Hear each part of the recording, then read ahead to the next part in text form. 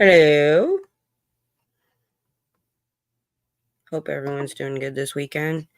Just for those on the replay, I always wait about 5 minutes before I start so you can fast forward to the 5 minute mark. That's just to give people time to get the notification and or if they want to stick around. So I try to give it a few minutes.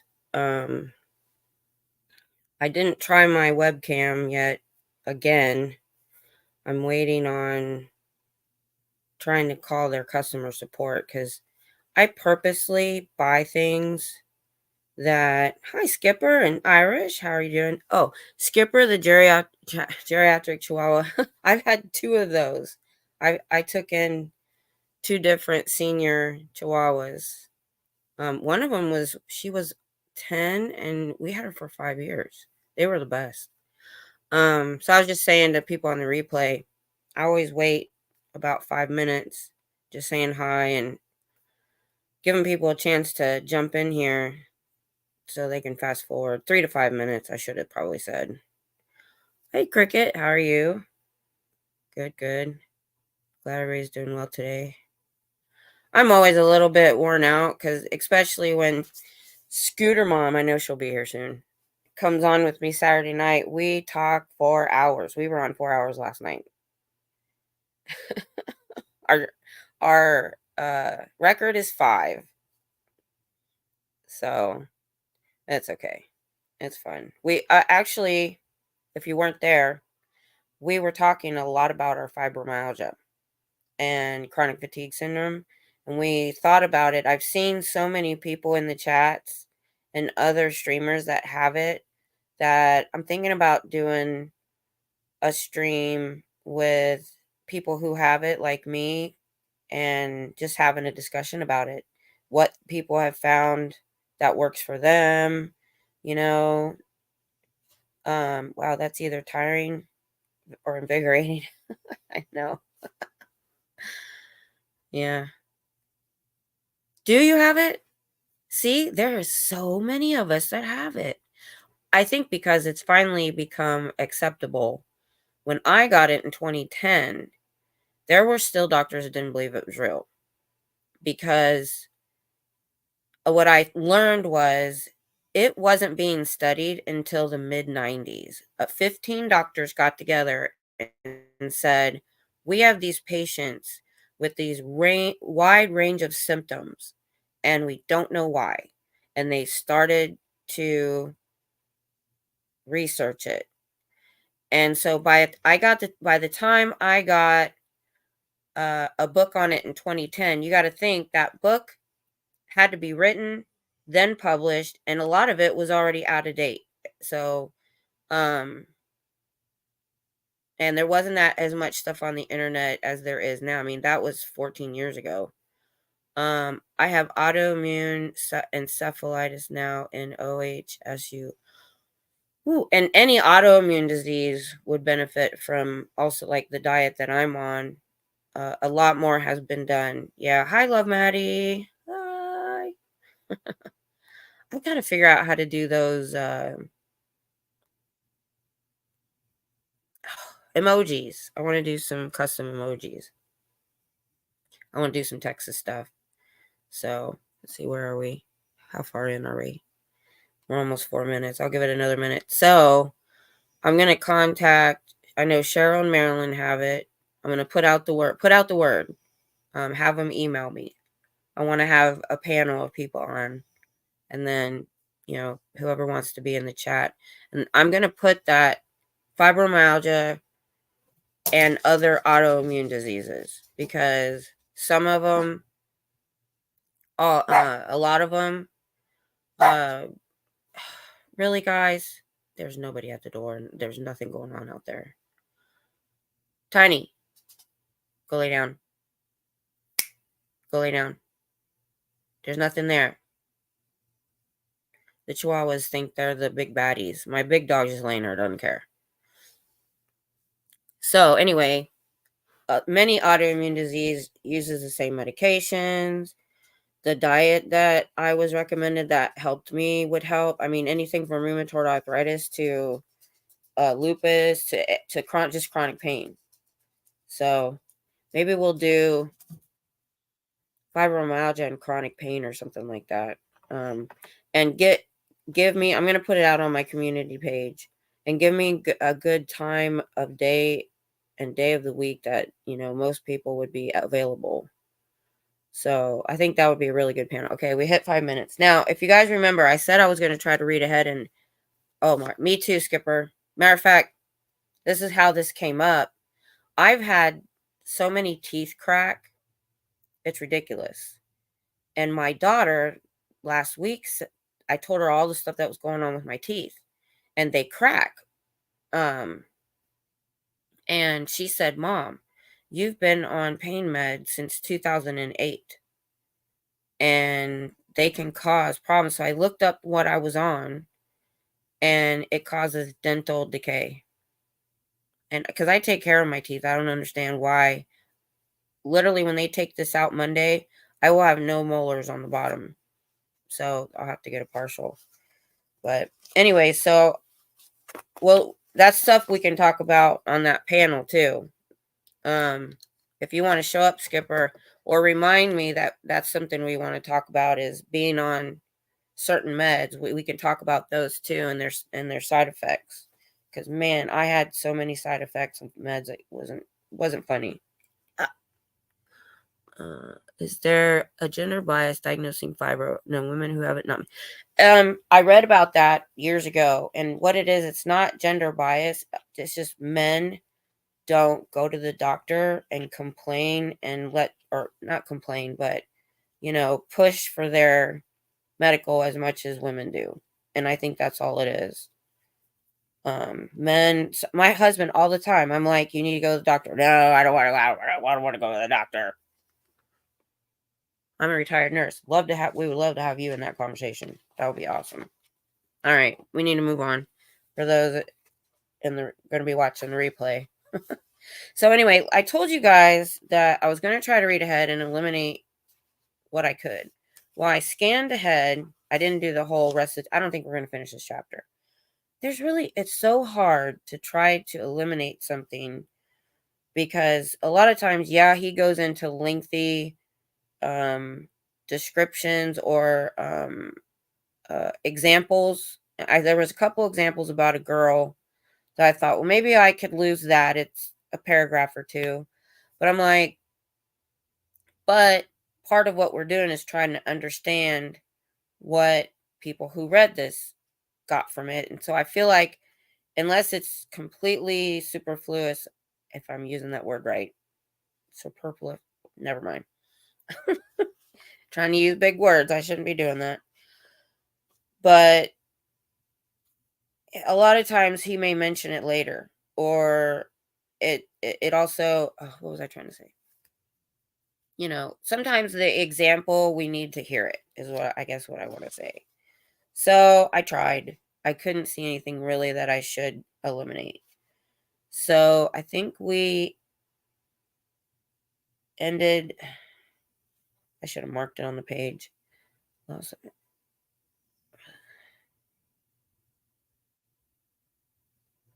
repeater technique.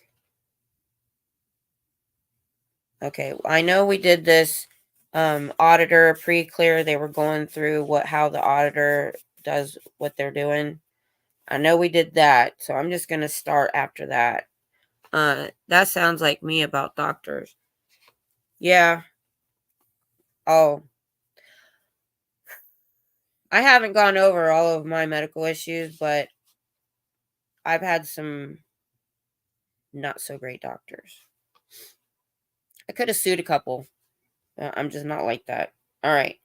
So I know we probably read one of these paragraphs, but after they did the auditor pre-clear and they were doing the repeater technique, if you remember, the repeater technique pretty much was they just keep going over and over and over and over again, asking the same thing, so that they get to the bottom of this engram, or what we would call a memory.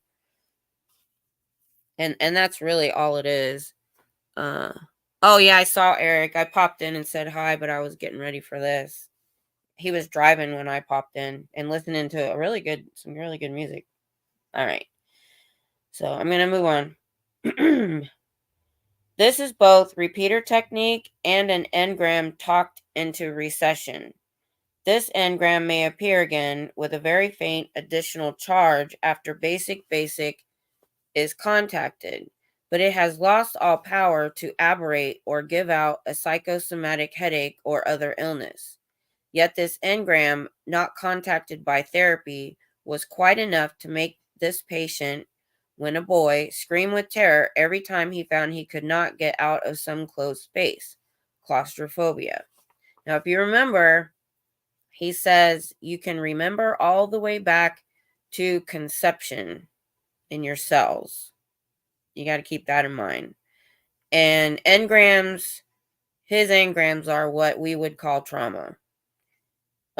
So he's trying to get to the bottom of a trauma by repeatedly asking about it while they're in reverie, or what we would call a hypnotic state.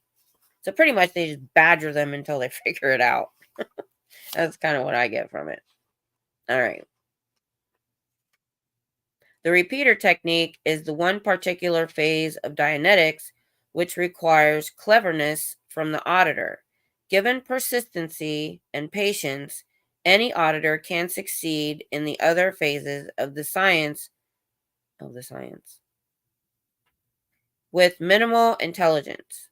In the repeater technique, he must learn how to think for therapy purposes like an engram, and he will have to observe how the subject is conducting himself along the time track, and he will have to observe the type of reaction the subject has and draw from this the conclusion as to what sort of command is troubling the subject when the subject himself either does not cooperate or does not know. Now, what we talked about also in the beginning of this chapter when we were reading it, um the auditor thinks that you have all these engrams that are causing all your illnesses and all your problems. Well, we know this is not a science, that L. Ron Hubbard kind of made a lot of this up, or did, I won't say kind of, did make a lot of this up. So you have an auditor that's trying to get to the bottom of your pain or your illness or anything that's wrong with you, and you've got nothing for him. There's no hidden memory, there's no engram, there's no, prenatal memory. So we've heard from a lot of survivors that they have to make stuff up. They just make stuff up so they can get done with the auditing, because there literally is no more to tell the auditor, but they think there is, and you're not going to tell them otherwise. So it's like, that's why I call it a cross between therapy and interrogation, because they're interrogating you for this so-called engram that you don't have. So I can understand how in an auditing session they would just make something up so that they would just, so they could end and get the heck out. How does one think like an engram? Oh, yeah. Yeah. He did get a lot of things. He pieced parts stuff from other places, other religions, other philosophies, all that kind of stuff. How does one think like an engram? Ronald Ross, discovering that insects carry germs, considered it necessary to think like a mosquito. Here is a similar menace, the engram. One has to learn to think for therapy purposes like an engram. The auditor could not and does not have to be able to look into a patient's eyes and guess why the patient won't eat anything but cauliflower on Wednesdays. That is an aberration, and the auditor does not have to guess at either aberrations or psychosomatic illness sources. They all come out in time, and he will learn much about them as he goes. But the auditor must be able to keep his patient straightened out on the track, moving earlier into the basic area, moving upwards from there for a reduction. The current answer to this is the repeater technique. Understand that a whole new art of practice, or many arts of practice, could be evolved for Dianetics. One would be unhappy with his fellow man if such evolution and betterment did not take place. Just now, the best that has come forward, and the criterion of best is that it works uniformly in all cases, is the repeater technique. The auditor must be able to use it if he expects anything like results from a case at this time. When the auditor or some auditor has run a few cases and knows the nature of the beast, the engram, he may and better had come forward with improved techniques of his own. The real drawback which repeater technique has is that it requires the auditor to be clever. Being clever does not mean talking a lot. In Dianetics, when one is auditing, that is being very unclever. Okay. Indeed, auditors, when they begin to work cases, almost invariably so love the sound of their own voices and the feel of their skill that the poor pre-clear hardly gets a chance to get a word in reactive wise. And it is the pre-clear who is to be cleared, who has the only accurate information, who can make the only evaluations. Being clever in the sense of the repeater technique is being able to pick out from the subject's conversation or action just what the engrams contain, which will prevent his reaching them, progressing through them, and so forth. The repeater technique is addressed only to action, not to aberration. So, again, I'm picturing myself in an auditing session, and they want you to go back to the womb, to something your mother said around you while she was pregnant or did. And I don't know too many people that have those memories, even in the subconscious. So you would literally have to make something up. Oh, hey, Diana. Glad you made it. We didn't miss very much.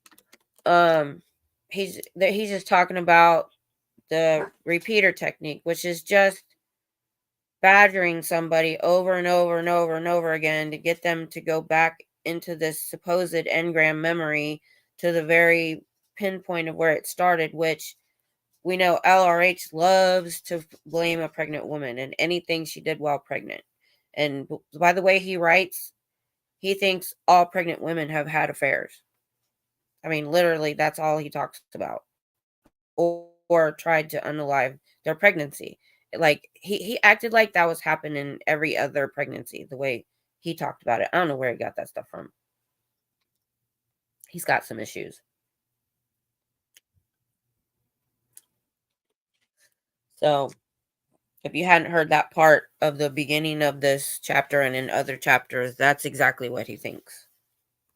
So, when they're talking about an engram, he firmly believes all engrams come from either early childhood or something was said around you while you were in the womb. So already we know it's based on some off the wall thoughts. All right, where were we? Being clever. Okay, we read that. Oh. Here is a case, for instance, which was so sealed in that 30 hours of almost continual repeater technique were necessary. Oh my gosh, 30 hours on one thing were necessary to break the walls between the analytical mind and the engrams. It is important to know that an engram would not be an engram if the pre-clear could contact it easily. Any engram which can be easily contacted and has no emotional charge is about as aberrative as a glass of soda water. A young girl with sonic recall, but with extended hearing and such a complete imbalance of the endocrine system that she had become an old woman at 22, was worked for 75 hours before she contacted anything in the basic area. 75 hours of auditing where she probably broke down and made something up. Okay, here's what it is. Just to make it stop. Because there's nothing there. Oh, yeah, okay, when my mom was pregnant, she did this or said this, and then they're like, "Okay, you're clear now." The repeater technique and repeater alone, the case was finally resolved. It contained practically no holders or bouncers. It simply appeared that the whole prenatal area was a blank. You think? Oh, yeah. Yeah, with the mother blaming, I wonder if he was riffing on all the anti-woman crapola from Freud. Oh, yeah, he definitely read Freud or studied it. And that's another thing. You pay by the hour for auditing. So I think that's awful interesting. Because I would think if I'm running out of money and I'm getting this auditing, I would make something up to make it over. So we could stop using up all my money. That's another thought. Now it happens that an engram, being not a memory with reason in it, is just a set of waves or some other type of recording which impinges itself on the analytical mind and the somatic mind and runs the voice and muscles and other parts of the body. The analytical mind, to justify what it finds going forward and cut down by the engram in dramatization, may be interjecting data to make this action seem reasonable, to justify it, but this does not make an engram sentient. When an engram is first approached in therapy, it appears to be absent entirely. It may be that 3 sessions will be required to develop this engram.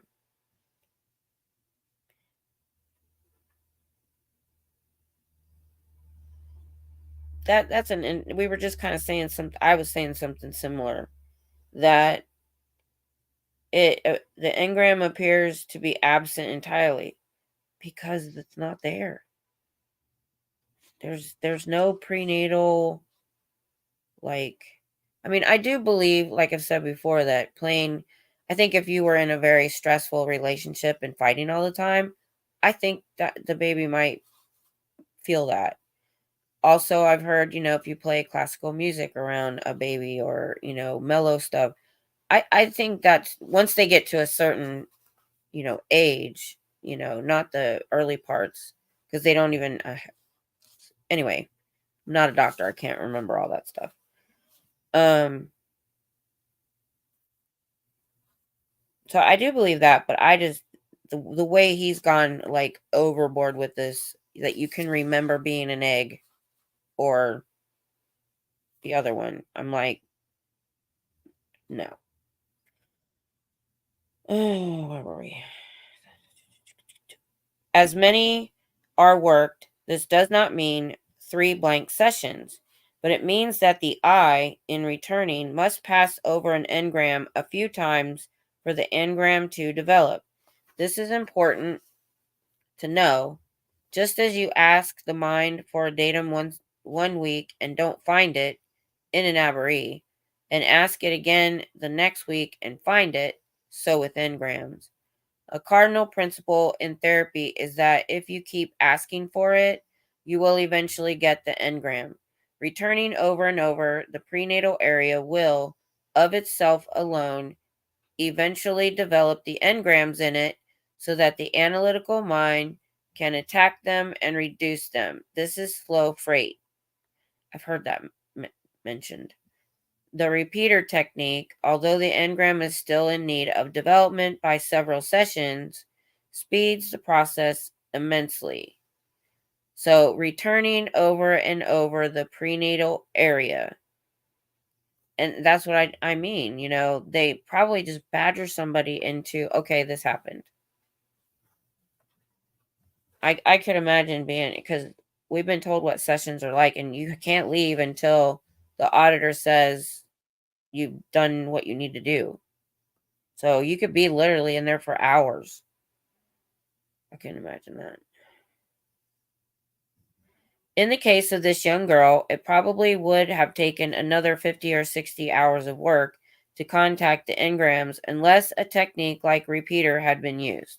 Repeater technique resolves it when the auditor noted that she kept saying, "I'm sure there's a good reason why I feel bad up in my childhood. After all, my brother r'd me when I was 5. I'm sure it's up in my childhood much later. My mother was terribly jealous of me. I'm sure it's later. No, maybe it's the thing that happened when you were 5. They're trying to find something before that. Like, that wasn't it. That isn't what's messing you up. No, it's something else, something my mom did. Oh,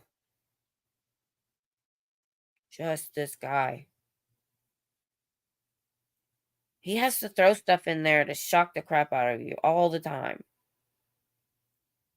This young lady, as might be imagined, had studied some school of mental healing in college, which thought sex or eating vitamins caused aberrations of the mind, and she had often held forth on the fact that, while she was not averse to what she called analysis, she did think it dull to expect a fetus to hear anything. Ya think?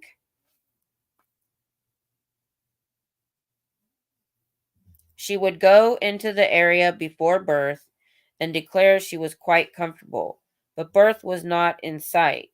That is important. The basic engram or engrams in the basic area around the embryo period cannot vanish and will not vanish short of therapy, and when birth cannot even be contacted by so much as one somatic, it is certain that something lies before it. If birth were the first engram, everybody could be cleared in 5 hours. I was right, and he's explaining it. Everything goes back to before birth.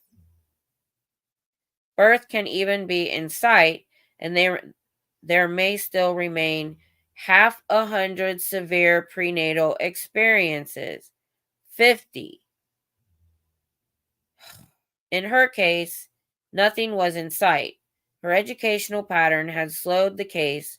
She was always trying to sit in present time and remember, with a memory so full of occlusions that she couldn't have recalled her mother's right name. She had acquired this from being in the hands of mental practitioners for 10 years who had asked her to do nothing but remember. As has been said, she was quite comfortable before birth, sensed the amniotic fluid, and was certain that life in the womb was a joyous life for all. The incongruity that she could experience the sensations of the amniotic fluid and floating comfort and warmth, and a continued belief that there was no prenatal memory, escaped her utterly. The auditor made no slightest effort to convince her. Knowing his business, he merely kept sending her back and forth, trying this mechanism or that.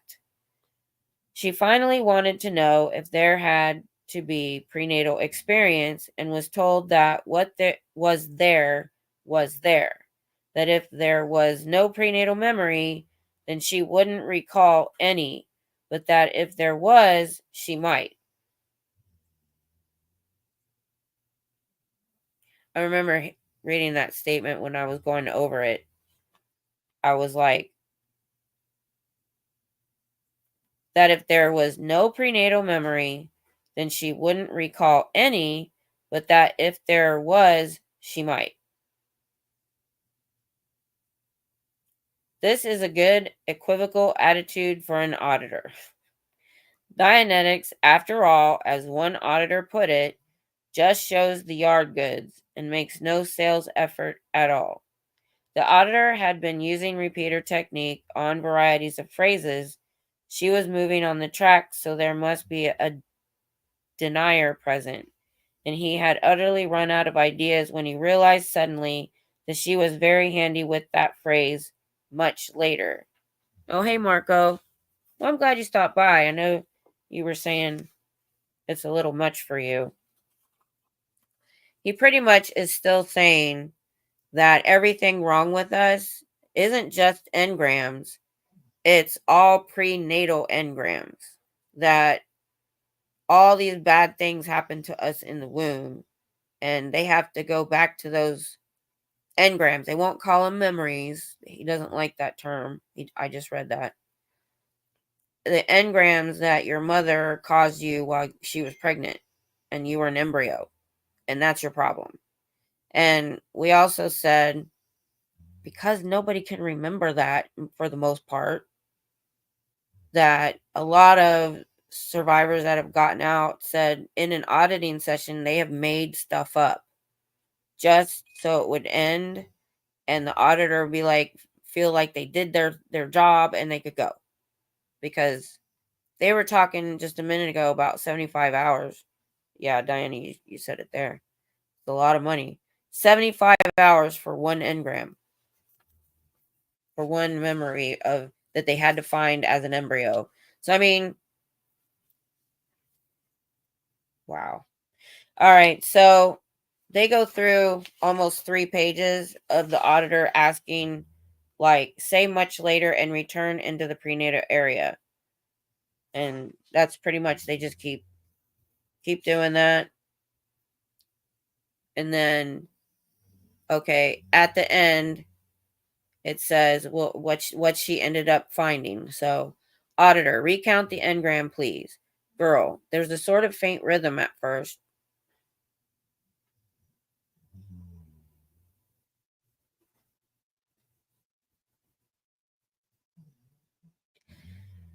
The memory is of her mother and father being intimate,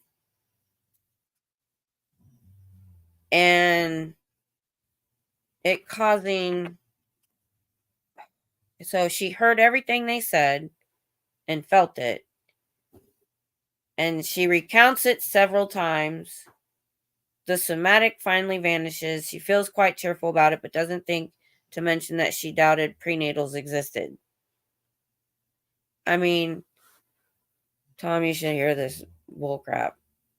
My husband just walked in. He is blaming everything that happened while you were in the womb is why you have illnesses and pains. Yeah. And half of this stuff I can't even read out loud. I'm just like, I would be scared to death to have a child. I can see now why there may be a lot of Sea Org members that are relieved to be sent to the clinic. Because I'm like, if I read this stuff, I'd be scared to death to be a mother. Because he's saying everything that's said around the womb, everything that happens is going to cause you psychosomatic ills later in life. And that's what auditing is for. They badger you. They're calling it the repeater technique, but it's just badgering you until you come up with a memory. And he said it can take 75 hours of auditing. Well, you pay by the hour to get auditing. So I was telling them, a lot of people that go into auditing, they don't have anything for them. So they make something up so they can end it and get out. So, Christopher Reeves said that he made stuff up in his auditing, and that's how he knew it's all BS. Not sure if he exactly said it that way. I had heard that he had done a little bit of Scientology. Hadn't delved into that very much. I could see him finding out it was BS. But I was about to read what happened, and I'm like, wow. Like I said, I would be scared to death to be a mother in Scientology. This is repeater technique at work. This particular case had about 200 phrases thrown at her for repeater technique without finding one of them that would fit. In the first place, there were only a few lower engrams which the file clerk was willing to give out, and the auditor was guessing at the whole gamut of deniers. A later incident might have contained and did, but no somatic appeared. Numbers of phrases he used. But the file clerk was willing to settle for this one, for it was early and could be erased. That was,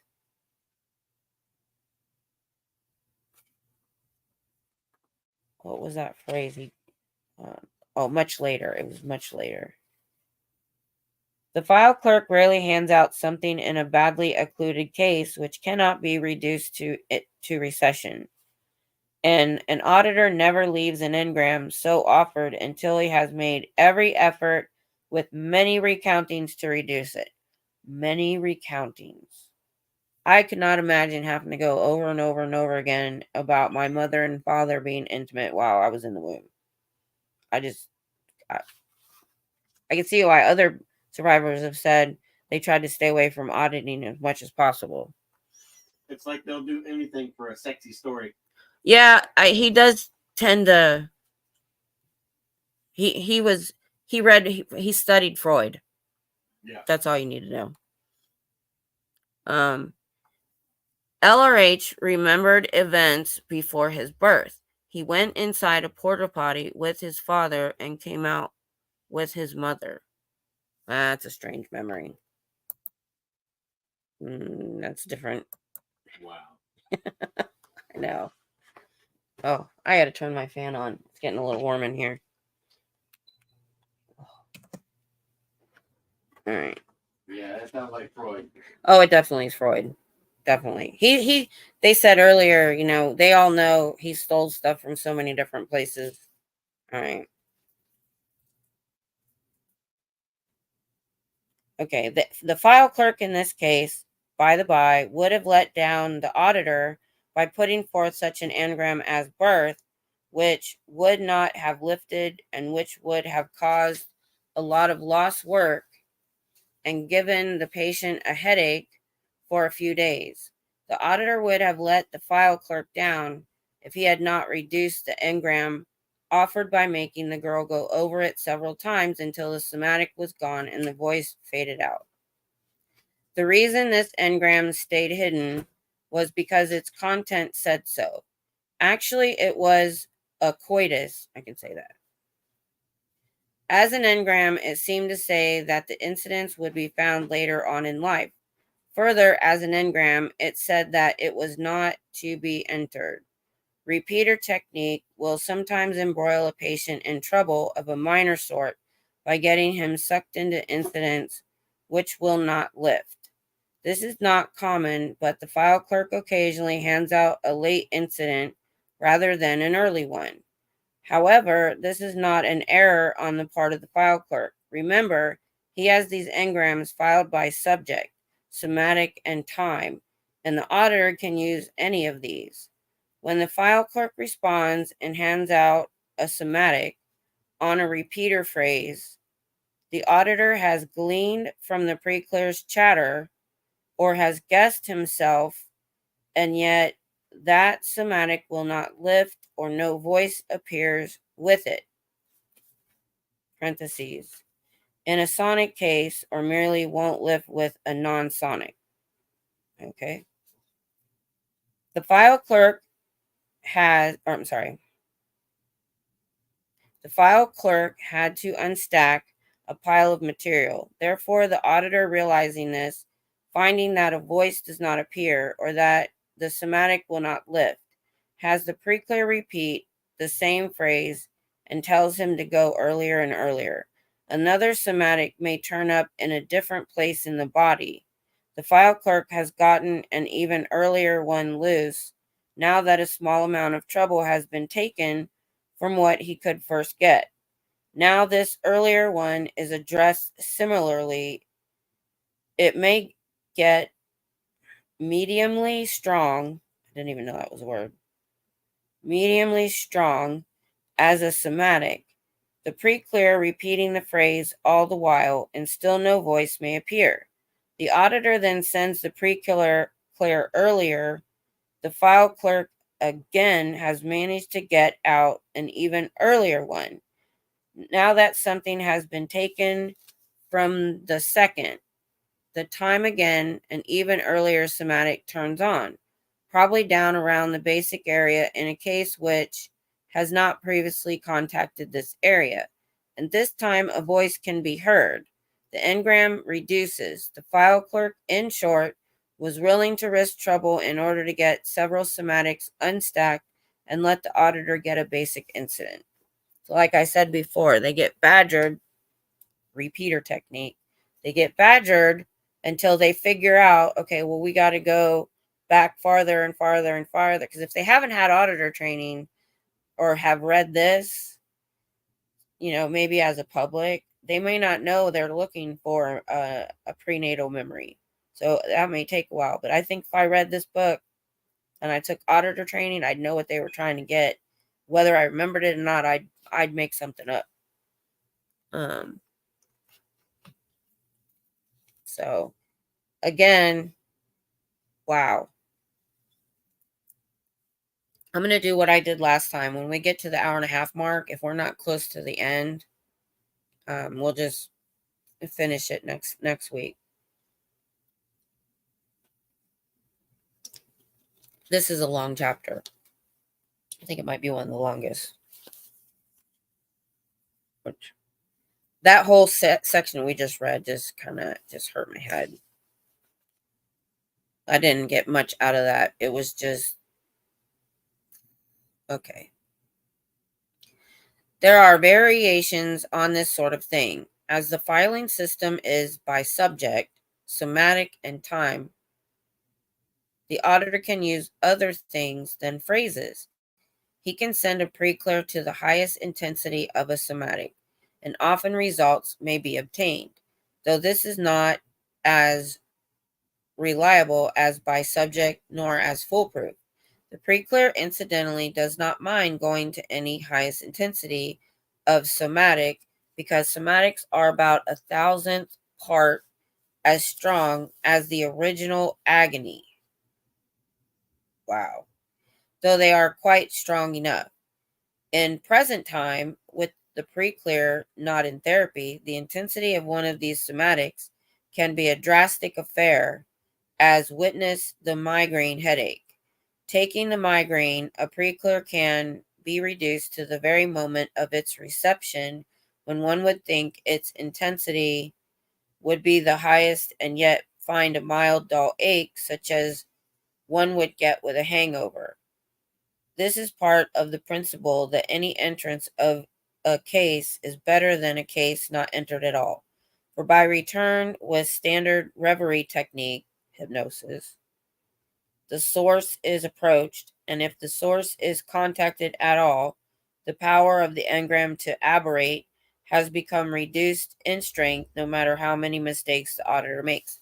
We were talking earlier at the beginning, waiting for people to come in, about many of us have fibromyalgia. He's saying that if I were to follow this, that my fibromyalgia is a psychosomatic illness and it would go back to an early engram, prenatal engram, that every physical thing wrong with you, he said, bar like a car accident or an injury, which if you're clear, you're not supposed to get because you're supposed to be able to not have accidents. Don't forget that. So it's not only that people are scared to death to go to the doctor. It's not acceptable, even though other people, survivors, said that you can go to the doctor. Like, but I mean, that's mostly public, I would think. If you're staff or you're Sea Org, it's hard to get any time off, period. Secondly, if you're so if you haven't become a clear, if you're a pre-clear, like they said, and you have an illness or a pain, they don't want you to go to the doctor. They want you to go to auditing and figure out what engram is causing your psychosomatic illness. He even said he could cure bronchitis and I can't think of it, the lung disease, tuberculosis, arthritis. He says he could cure all of that with just auditing. So something my mother did while I was in the womb caused me to have fibromyalgia. What I was getting at is, it's not just that they're afraid to go to the doctor because of what will happen if they're unconscious at the doctor, but that they shouldn't be telling, the organization that they have an illness or they have a pain, because if they are clear, they shouldn't be having that. So they hide it. And I think that's why a lot of them hide their symptoms for so long until it gets so bad that they do go to the doctor, and by then it's stage 4 cancer and there's nothing to do because they're told that auditing will fix it. And I really do think John Travolta's wife, who had cancer, probably did they did. I think she was high enough to do the self-auditing. She probably did hours and hours and hours of auditing, or she thought she could control matter, energy, space, and time if you're OT whatever level. I know OT 8, by then you should be able to move objects with your mind. So you should be able to get rid of any illness or cancer cells or that. They believe that. And if they believe that, they're not going to go to the doctor. So it's a vicious circle. You can't say you're sick because they'll send you to auditing. But if you're clear, you definitely won't tell them you're sick. It's boggles the mind. Boggles the mind.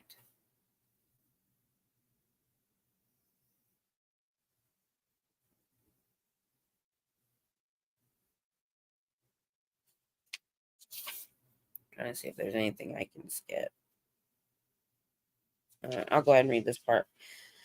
Returning to maximum intensity of a somatic, then, is nothing very painful. Actual maximum intensity is when the pre-clear is awake before the contact with the incident is made. But in returning to maximum intensity, the incident may often be contacted and reduced.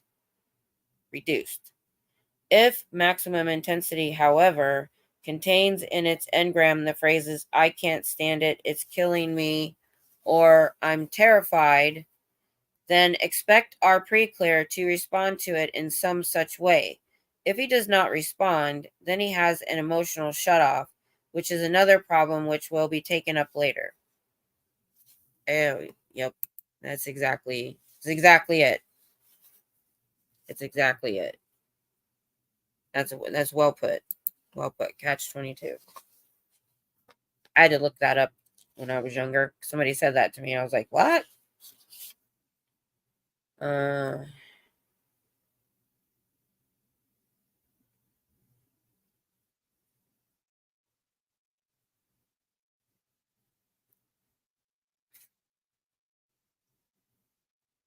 all right, I gotta read this. I was trying to skip if I could, but it's all I can't skip because we may not find it all that interesting. I don't know how to put it, but it usually ends up being a part of something we're going to read later.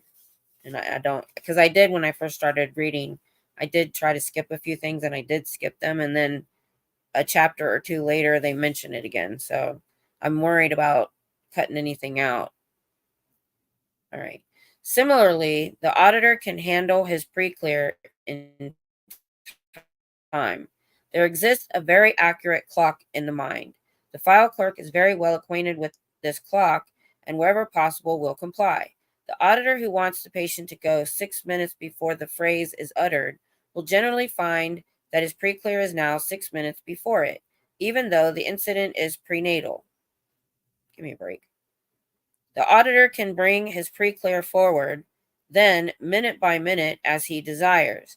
He can take a pre-clear straight through an incident by announcing, it is 1 minute later, it is 2 minutes later, 3 minutes have gone by, and so forth. The auditor does not have to wait for those minutes to elapse.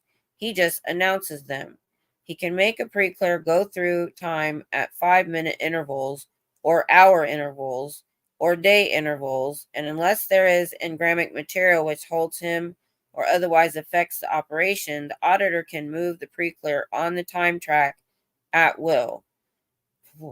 It would be very nice if the auditor could send the pre-clear to conception and then tell him it's 1 hour later, 2 hours later, and so forth to pick up the first engram. However, there are more factors involved than time, and the plan, though pretty, is not feasible. The time shift is generally used when the auditor is trying to get the pre-clear ahead of an incident to make sure that he really has a beginning. By returning the pre-clear by 5 or 10 minute intervals, the auditor may sometimes discover that he is running backwards into a very long and complicated incident, and that the headache he has been seeking to alleviate on the pre-clear was received actually hours before the period in which he thought it had initially been received. In such a case, there is a second engram appended to an earlier engram, and the auditor cannot lift the second one until he has the first. That actually kind of makes sense. Actually, time shift is of limited use. Let me go back. That makes sense if that were real, but it makes sense. It's kind of like rewinding a video and trying to find a spot. We've all done that. And you're like, oh, that's not far enough. Oh, that's not far. Okay. Then you go too far and you're before it and you have to come back up to it. So that kind of actually makes sense. Actually, time shift is of limited use. The auditor who tries to go chasing backwards through time will find that he will have on his hands an artificially restimulated case and that the work is much impeded.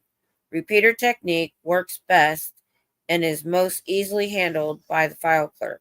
The auditor uses a time shift to get the pre-clear as close to basic area, early prenatal, as possible, and then generally, if the file clerk doesn't simply go to work handing out engrams, which can be washed one after the other, the auditor uses repeater technique. Time shift and running down a somatic have some limited use. Some experimentation will show about how much use they have. The laws of returning are these. All right, let me get, got dry mouth again.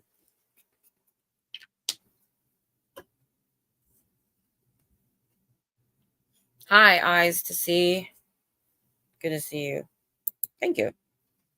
I hope it's eyes to see. That's a neat name.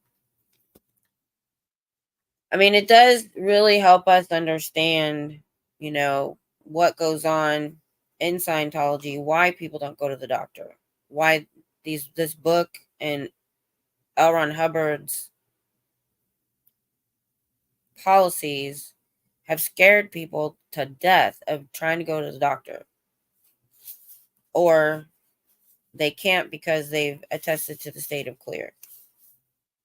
If you haven't heard this story, I was in Nora's chat early on when we were reading, and when we were learning about what going clear is, I asked her, I said, how did you, I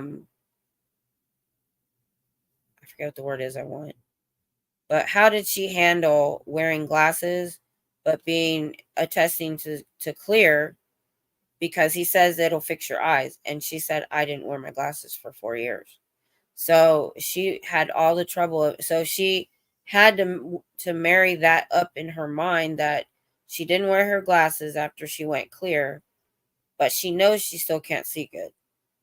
So that has to really mess with your mind a little bit. Right. Well, she probably did quite a bit of auditing, I would think, if she, well, OT8, OT8, by then they're told they can control anything to do with their body, with their mind. And I think it's OT7 where you self audit. So she may have tried self auditing or done more auditing in, the celebrity center to try to take care of whatever was going back until it got to where she couldn't get rid of it. And she was going for the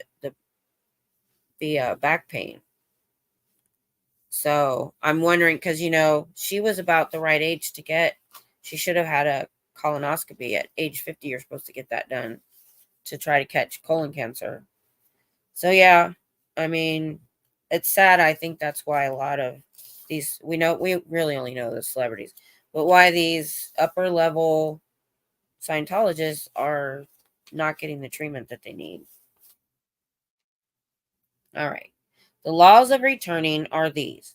Number 1, a returned patient reacts more, theoretically, to those commands which are earlier than he is on the time track, and less to those commands which are later than his point in time. 2, a pre-clear reacts to those engramic commands which are A, a chronic restimulation, or B, to which he is nearest on the time track. Thus, if an engram says, I'm afraid, he is. If it says, I'd rather die than face this, he would. If the command to which he is near says, I'm sleepy, he will be. If it says, forget it, he will. Commands in chronic restimulation give a false color to the personality. I can never be sure of anything. I don't know. I can't hear anything, are all possibly in chronic restimulation. If the file clerk won't give them up, then keep working the case anyway around these. They will give up after a while.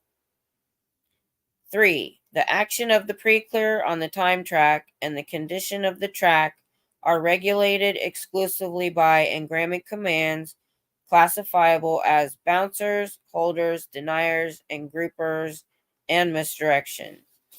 These conditions, it is repeated, are quite variable as language. I don't know whether I am coming or going. For instance, in an engram makes it very confusing. I can't go back at this point. Makes the pre-clear keep progressing later and later. 4. The engrammic command manifests itself either in the awake speech of the pre-clear before a session of therapy or is inadvertently announced as a supposedly analytical thought when he nears the vicinity of the command. 5. The engram is not a sentient, rationalized memory, but a collection of unanalyzed perceptions, and it will develop into contact simply by the process of returning through it, to it, over it, or asking for it. 6. The file clerk will give the auditor whatever can be extracted from the engram bank. The auditor must aid the file clerk by reducing in charge or severity everything the file clerk offers. This is done by making the patient recount it. Otherwise, the file clerk gets so much material piled around that, with this in restimulation, he can no longer get at the files. The auditor who bucks the file clerk is not rare. The file clerk who will buck an auditor, except by withholding data which will not reduce, has yet to be found. Okay. The techniques available to the auditor are as follows. 1. Returning, in which the pre-clear is sent as early as possible on his track before therapy itself is engaged upon, which they think you can go all the way back to the egg and the sperm and remember it. 2. Repeater technique, by which the file clerk is asked for data on certain subjects, particularly those affecting the return and travel on the time track, and which aid the ability of the pre-clear to contact engrams. 3. Time shift. This was a new one to me. I hadn't heard time shift remarked upon in the people I watch. 3. Time shift, by which a pre-clear can be moved short or long distances on the track by specific announcement of the amount of time forward the pre-clear is to go, or time backwards, or return, or progression through intervals of time. It is also useful to find out if the pre-clear is moving or which direction he is moving on the time track in order to discover the action some engram may have upon him. 4. Somatic location, by which the moment of reception of the somatic is located in an effort to discover whether it is received in this engram or to find an engram containing it. Oh my gosh, we're done. We didn't even make it to the hour and a half mark. I think because there wasn't all that much to discuss. It was just, we were already shocked last week, so I think the shock was gone. The next chapter is Emotion and the Life Force. Let's read the first paragraph. One of the largest roles in therapy is played by emotion. In the second book, we covered this subject and divided it tentatively as a theory only into 3 divisions. I'm not going to go, it's a big paragraph, so I'm just going to read that. So that's what we're going to be doing next week. Let's see. Emotion and the Life Force. I'm kind of curious as to how that's going to play out. But yeah, like my husband's only listened to a little bit of this, but I kind of give him the cliff notes. So he kind of knows a little bit about this anyway. So the cliff notes so far are all of your psychosomatic illness is caused by engrams. And most engrams, which we would call trauma, is created when you're still in the womb. They say some of it may happen in early childhood because you can start auditing, I think, as early, he said it, as early as 6 or 8. I can't remember. Maybe it's 8. And once you go clear, you're not supposed to receive any more engrams because you're supposed to be able to see it for what it is and it not affect you. So, wow. And this guy really is hung up on pregnancy, what's done around embryos and, the baby. I mean, he even, if you missed it, somebody was getting headaches, or I can't remember the actual issue, because the mother had to go number 2 and was straining and it squeezed the baby. Now, here's the biggest thing. I don't know if he ever read a medical journal in his life or a medical book, but there's a reason the baby is in amniotic fluid, because it protects the baby. They shouldn't be feeling any of that. Talked about running into the edge of a table and it hurt, giving the baby an injury. That should not happen. It would have to be like my son, he came 5 weeks early because I fell on my butt 3 times on ice in like 2 days. I think that was really why.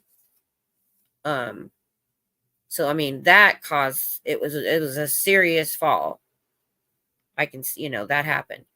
But the way he puts it is every single little thing you do to the baby before they're born is going to cause them psychosomatic illness in their adult life. That I've never heard.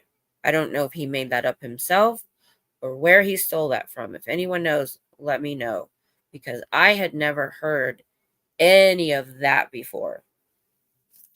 I heard a lot of things about Freud, but that one, I never really read Freud. I just kind of know that, he had a lot of hangups with mothers and stuff. And I can kind of get that to a point, especially if your mother, like mine, I think it was Cheryl, some other people mentioned in the chat, that when you have an abusive parent when you're young, that's going to cause you problems. And I don't think you need to go so far back to find that, but he does. And back when he wrote this book, so let's go back to what they were thinking at that time. So he wrote this book in 1950, so 50s, 60s, 70s, let's say, before, our medicine is better, our mental health is better run now. And think about, those people didn't know anything. So when they're reading this or there were courses that you could take at a Dianetic Center. If you're in a course and you're studying this and you already, think it rings true, or that LRH knew some things we didn't, they're going to believe this. There's nothing to tell them opposite. There wasn't much out there so I had my son. The only book I had to read was Dr. Spock. Now we've got What to Expect When You're Expecting and all these other great books. There wasn't that much out there for the average person to go study or research or find out if what was in Dianetics in this book was really scientific or not. The only ones that kind of knew and went, they wrote articles and came out against it were actual doctors and psychiatrists. But like somebody said in the chat a while back, unless you read those actual, back then, newspapers or articles, you missed those entirely. Oh, that's okay. We talked about you though. I just told him he kept me up late again. Yeah, it does. Yeah. Yeah. I've heard that too.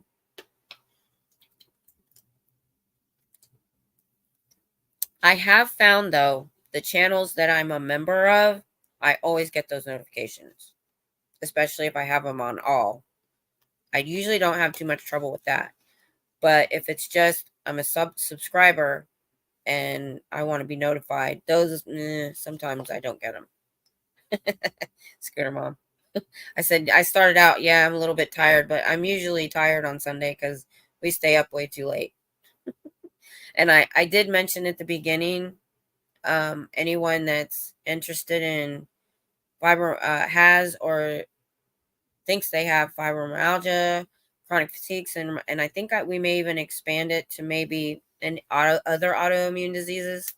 I want to have like a panel, like Cheryl, Marilyn, you, me, anybody that has it, to just talk to each other and, find out what medications work, diets, what have you, or just to have a support mechanism there, because I'm finding out that so many people do have it.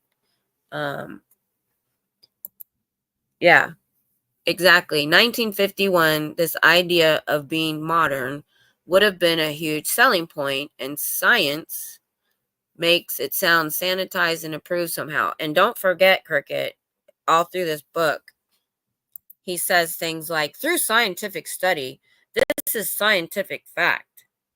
The studies have been done. We studied 200 cases. We know darn well he didn't do any of that. So he makes it sound, this man failed at everything he ever did except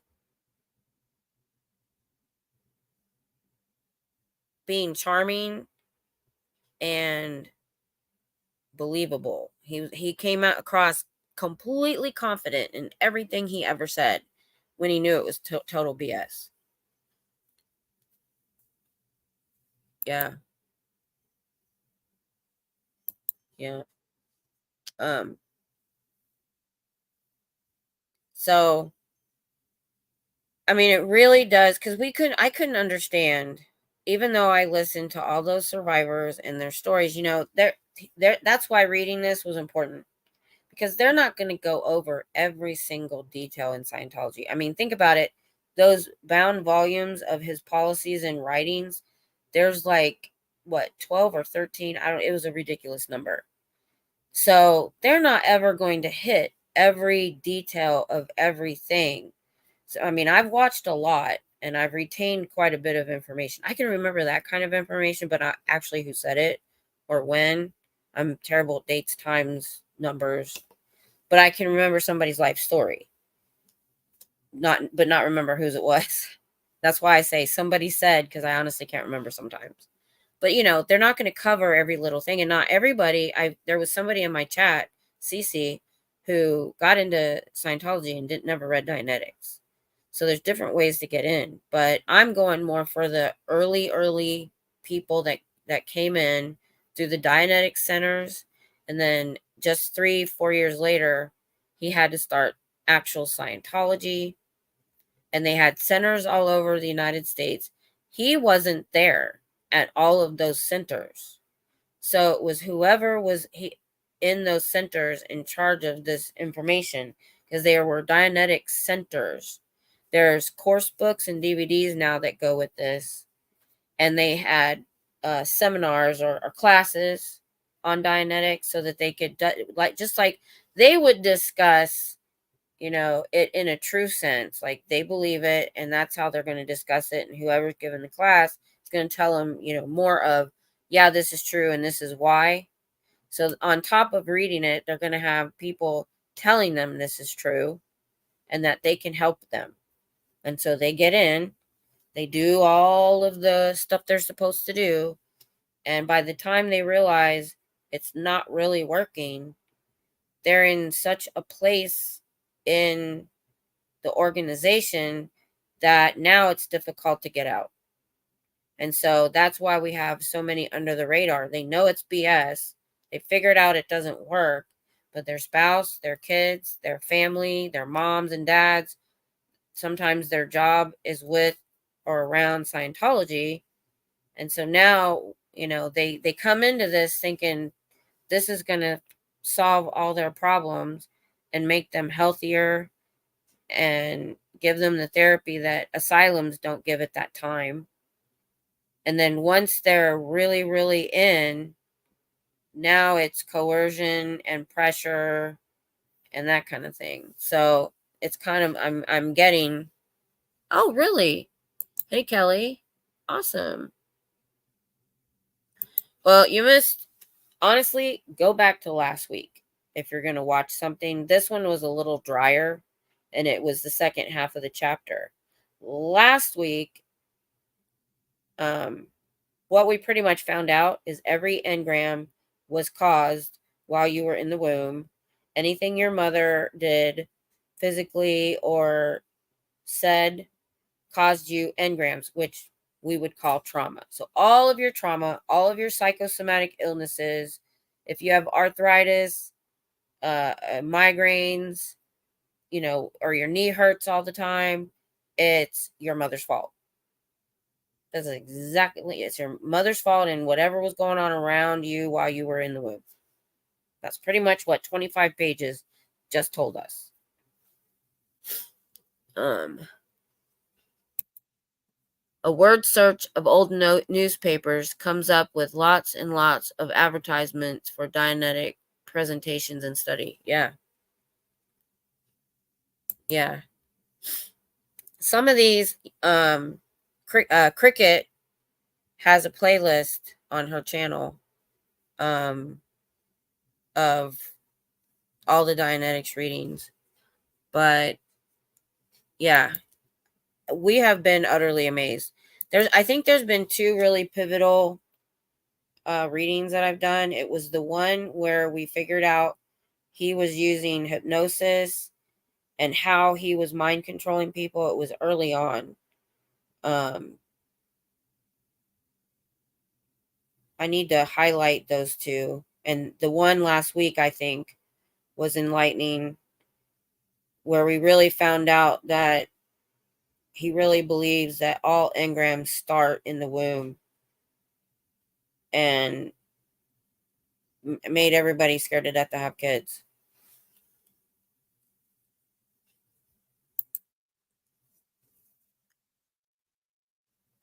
Oh, I know, Marco. I know. They think he had, not only did he have the malignant narcissism, but they think that he had frontal lobe epilepsy. And it's hard to, I think, find, at least back then, I'm sure it was. And somebody said many cult leaders possibly had frontal lobe epilepsy. It makes you write a lot. It makes you create all of this stuff and the way that they do it. I was going to do, like I did that short video about LRH and black magic. I wanted to do another short video on just his possible mental issues. And what, obviously he wasn't diagnosed, but we know that he tried to get psychiatric help after World War II or during, didn't get it. It made him mad. That's why he hated psychiatry. And we also know he was taking psych drugs when he died. I think he was taking psych drugs most of his adult life. He just kept it on the down low or was self-medicating also. So, hey, Greg. Good to see you. I'm surprised some of you that were here last night are here today because it was hard for me to wake up. But it was interesting. So I'm going to put out on my community page the possible idea of the panel on fibro. Maybe we'll throw in we can talk about other autoimmune disease and chronic pain too. Well, I'm used to it. I know, right? We do end up having some pretty good discussions though. I know last night didn't apply to everyone, but I think everyone, the age group that's in our chats, are dealing with chronic pain, autoimmune diseases, the the whole gamut. So I think it would be a really good discussion to have. Just not a Scientology based thing, just what we're all going through. Oh, that's fine, Greg. I appreciate you dropping in. I live in chronic pain for 23 years since my bicycle accident. Yep. So I had my car accident in 1988. So 36 years. And I didn't even know back then, because that's, late 80s. I didn't even know there was treatment until 2005. Nothing was done for me. I used to take on Friday night, I would take half of a Vicodin and a Flexeril. And I told, when my husband was gone a lot because he's retired Army. So if it was just me, I told her, I said, Friday night, she would go skating. Like, you have to get a ride home, because I would knock out. I would go to sleep. And that was what I called my recovery day. And then, of course, later on in life, I've injured both shoulders. I got traumatic fibromyalgia. I injured 4 discs in my back. So there's a lot. I have a pain stimulator. The only reason, since you seem pretty new to my channel, Kelly, the only reason I really ever brought up my medical is I feel like things happen for a reason. So I was bedridden for about 5 years after I injured my disc, because just gravity hurt. That was how I was able to have the amount of time I had to binge watch and deep dive into Scientology. Then they finally said to me, you might be a candidate for the back stimulator. They put it in November. I was healed by January, and the Austin org opened in February. So I was healed just in time, and now that's the only reason I'm able to stand there and drive down to Austin, 3 hours round trip, and stand there for an hour and a half, 2 hours. And I just think everything happens for a reason at the right time. I tried the spinal cord, but didn't work for me. Yeah. I was worried it wouldn't, because I used to use a TINS unit. Many of you may know what that is, but it's that you put electrodes on your back or wherever you hurt, and you do and it just sends pulses, and it's supposed to help your pain and your muscle pain. And it worked fine. Then I got traumatic fibromyalgia, which just means I got it quickly. I tried to use it because my nerves were all out of whack. It felt like I was being electrocuted. So I thought for sure, I put off the pain stimulator for a while, and my doctor understood why, but he said they had a new kind and that he thinks it would work for me. And luckily they do did you do the test one? They do a test one for like 3 days, and it's not the same. It's temporary. And I'm like, it helped. So we did it, and it literally reduced my pain 40-50%. There are days though, like, if I've done too much, I can feel it. And you can up the setting on it. You did the trial run. Okay. Kind of gift to all of us that you got better. I like that part of your story. That's so sweet. Thank you. Yeah. Yeah. Well, it's good that you can use it. For some reason, I went all out of whack with mine. Let's see if I got everybody. But yeah, those are, if we either get really into the fibromyalgia discussion, but we may get into other things too. Yeah. I mean, when you're in chronic pain, you'll try everything. It's like my weight gain was all drugs. Medications. I weighed 108 pounds when I met my great doctor that I like. And when he understood how to treat fibromyalgia. I hadn't found anybody yet. I'd had it at that point for a year and a half. So he starts throwing all these meds at me. I think he gave me 5 new meds. And every single one of them, the top side effect was weight gain. I went from 108 pounds to 180 pounds in 16 months. And then later on, I did drop down about 20 pounds. And so I kept putting the gabapentin off. I didn't want, because I'd had a reaction to the other, to it before I got fibro. But when I injured these discs, I was in so much pain. I was like, fine, I'll try it. Then I gained another 20 pounds just from Lyrica. Gabapentin Lyrica, similar thing. Oh yeah. Yeah. And actually, you were the first person to mention that, because I was on Temu or something when I came up with a portable bidet, because I hate waste. I hate wasting water. I hate wasting toilet paper. And so I'm like, just for normal, um, I wanted to get the handheld bidet. I just thought it would just be an easier way. Um, but that's just something we should probably bring that up too. Oh, that we should bring up the I. Well, if we're gonna be talking about fibro, I'm gonna make sure I have a list of all the side effects, or not side effects, symptoms, because there's like 200 symptoms. So if y'all are interested in that at all, I'm gonna put it out. I'm gonna text Cheryl. She's the only one I have the phone number to. I'm gonna put it out. Try to maybe put it out there to anyone that might have it on other channels or in other chats. Tell them to email me, and we'll try to figure out a good day and time to do that. Because I just know there's going to be a lot of people. If we can get the word out, I know there's going to be a lot of people. If you're interested, I'm still a member, but I'm never on Facebook. There is a support group on Facebook. I'm assuming it's still there. When I first got sick, it helped me a lot, called Chronic Pain Support Group. So it's pretty much anything chronic pain people. It had 35,000 members all over the world. So I would go on there periodically and leave my little, what happened to me short version, and how changing my diet helped me. And it's just to get that word out to other people in a similar situation.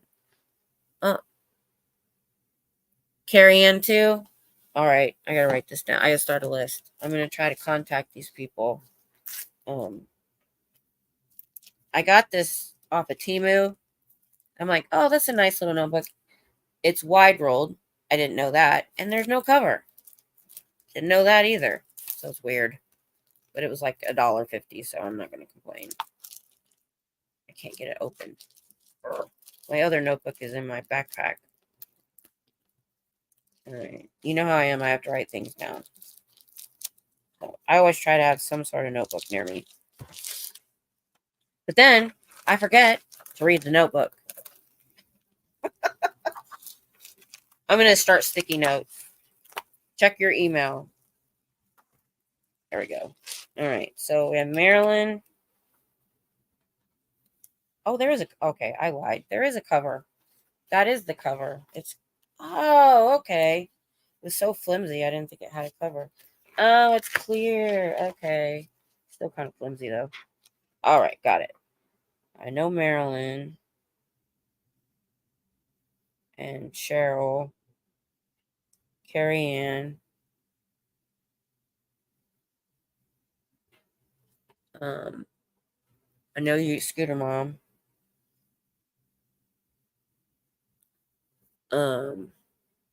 My daughter works at Staples. I get my notebooks through her. Oh, that's good. Oh, I loved Staples, but our Staples closed down.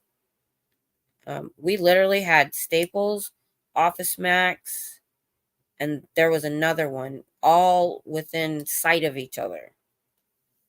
Pup Groomer. Okay. I think I remember that now. If I can contact those people, they probably know other people. Carrie Ann, yeah. It's so mentally draining to me. Oh, I missed that part. Sorry, hold on. I learned from my clients with chronic pain how draining it is, in addition to hurting. Yes. Yeah. Chronic pain can really. I ended up, because I did talk about this a little bit. We're just chatting now, so if you're done with the Dianetics, but I'm not sure Pup has Fribo, but she has similar stuff. I'll contact her anyway. Anybody you know that has any chronic thing going on, they may just want to come and be in the chat and just listen. Kelly. Oh, oh, hi, darling. You're the one that does that. I like that. Oh wait, I missed one up here. Ugh, my eyes are a little blurry. Would you guys like to know more about Hubbard's birth family? Yeah, we did. I'm trying to do a little bit of his history. Let me see. Yes, and I'll tell you why, eyes. You may not have watched the whole thing, but he is so hung up on mothers being the source of all problem and your engrams starting while you're in the womb. I would love to know his relationship with his mother because, man, he is hung up. He thinks every pregnant mother is having an affair or trying to unalive the child, but it fails. So then the child is screwed up for life. I'm like, he talks about it way too much. Cindy, are you in here? Is this one of your other?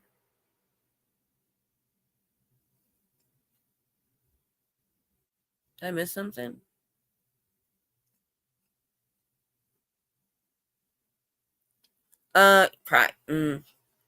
That's it has to be.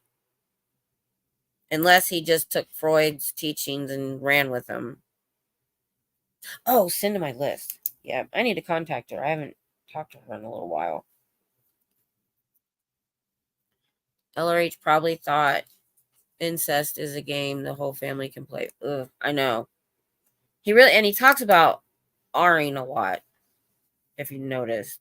Or, I mean, it's all like, it is way too much of that stuff. Father was in the Navy. I did know that. Because when he didn't make it into the Naval Academy, I'm sure that his father wasn't very happy about that. I want to know how her interviews went too. Yeah. I yesterday I was thinking I'm going to contact her today. So find out what she's decided to do, if she's keeping her house, selling her house, moving. She had a lot of decisions to make. So I haven't bothered her too much. But yeah, like I said, I'll put it out on the community page. I'll contact these people. We'll try to get a good day and time. I want to do it like I want to plan it in advance enough that we can put out the information for people. Like this is what I like about having a platform is a lot of us have good information about other things other than Scientology that we can help with, you know, meds that have helped people. And I do know that meds help some people that don't help others because everybody's chemistry is different. So it's not going to be a, what do you call it, a cure all for everyone. I did a lot of trial and error with my doctor. It took us years to figure out what worked and what didn't. But he was great enough to listen. He's gone now, but at least I had him through the hard parts.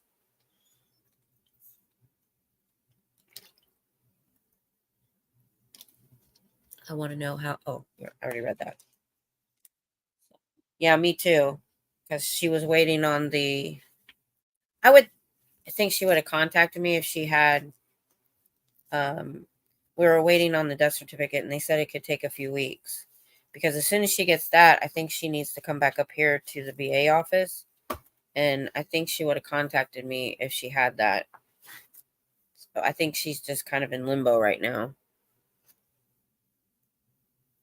Oh, I know. Yeah, there was one med I tried. I know it started with an S that when I finally went, I didn't off of it. I started going off different ones for a period of time to see what changed. And when I went off of that one, my tremors got better. So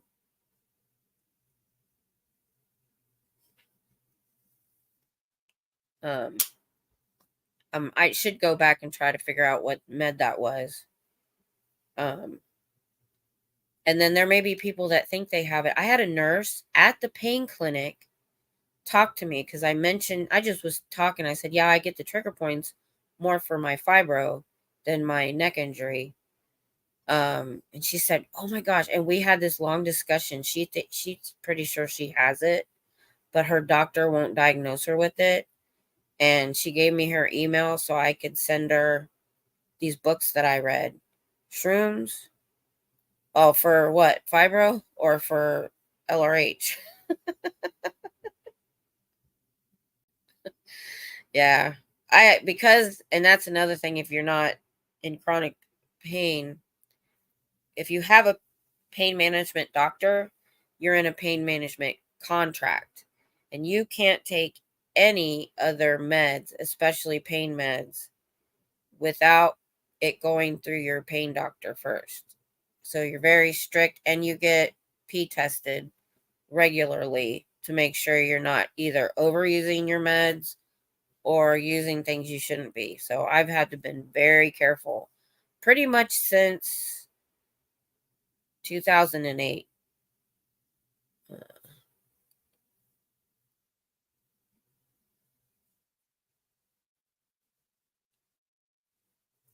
I'd heard a little bit about his Faces project.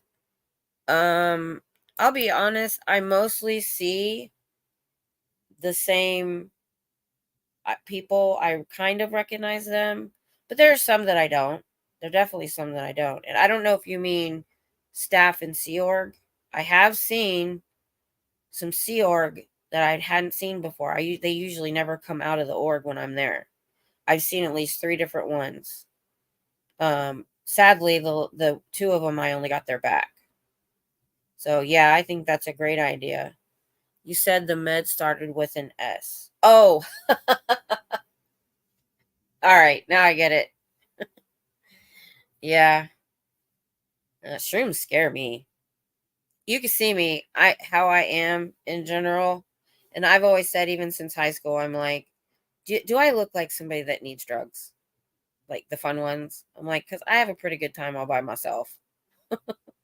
I don't really need help. I remember being on. Oh, I'm on Celebrex now for a while, but I don't think it did anything. The Celebrex helps me. It's the anti-inflammatory. I can tell when I'm out of it or I forget, so it does help quite a bit.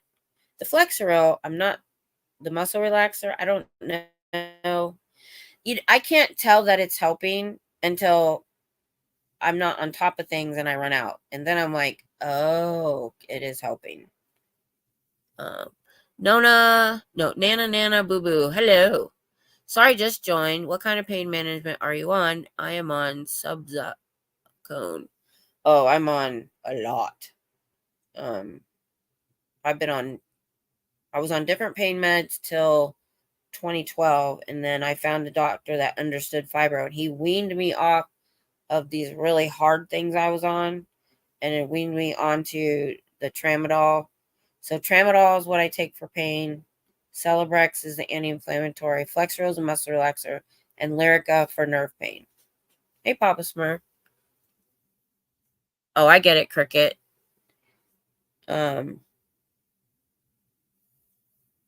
But yeah, that's why I want to do this discussion and panel, because there's so many, things out there and people going through the same thing. Flexeril, I only take it when I need to knock myself out to get a good sleep, and or my muscles won't calm down. Yeah, see, and that's another thing. My husband and my daughter, who have been on similar meds, say it makes them drowsy. I am not on one medication that makes me drowsy. I have the chronic fatigue syndrome where I can be exhausted and can't fall asleep. And what helps me the most is I have my tablet on when I go to sleep on these, and I just started this a couple months ago, on this 432 megahertz. I think it's for pain or sleep. And it seems It's hard to get to sleep, but it's hard for me to wake up when it's still on. I'm going to have my husband start turning it off when he gets home. But it seems because rain sounds actually overstimulate me. I like thunderstorm sounds. But like crickets or running water, ocean's okay because it's not as loud. But with fibro comes overstimulation. If you have too much noise, it actually has the opposite effect. So actual music doesn't work for me to fall asleep. You know what's funny? Way back, when Aaron was doing his pre-recorded videos and I was binge watching them to learn, about 2022. So he wasn't talking to any one person. He was just talking. It was before he started going live all the time. I actually was listening to Aaron's videos that I'd already watched to go to sleep. I told him that one time in the chat. I was like, yeah, I use your voice to fall asleep. Because when he was talking on those videos, it was really kind of level. His live streams, I probably wouldn't get the same effect. But I found other things since then. So one person told me they used my voice to fall asleep. I said, well, good for you. I hope it works. Let's see what's going on in the chat. Let me switch my glasses so you don't have to look up my nose. There we go. Hello, Papa Smurf. Good to have you. Big storm here. Had to go out in it. Oh, really? I'm bad. Y'all, none of those work for me. My tolerance is through the roof. Yeah. That happens too. There's a love stream where you can listen to the Niagara Falls. A live stream, I mean. Niagara Falls. I never thought of that. That would work. I'm going to write that down. Never thought of that. I usually just look up thunderstorms. 'Cause I used to have CDs. Matter of fact, I used to, years ago, I have a CD because I don't even have a CD player in my room anymore. I had this CD of Celtic music that I loved. And that's what I used to fall asleep to because it was all real quiet, nice stuff. I tried it last night. I have constant tinnitus, so it was another tone. I still ended up playing music with it. Yeah, they have different ones, and there's different frequencies too. There's one for tissue repair. There's one for there's also one for getting richer. And I'm like, okay.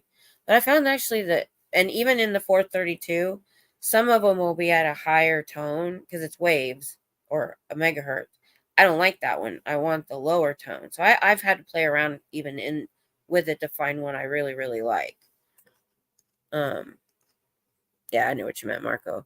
There are tons of streams with white noise on YouTube. Well, I actually use my fan. I always have my fan on for white noise.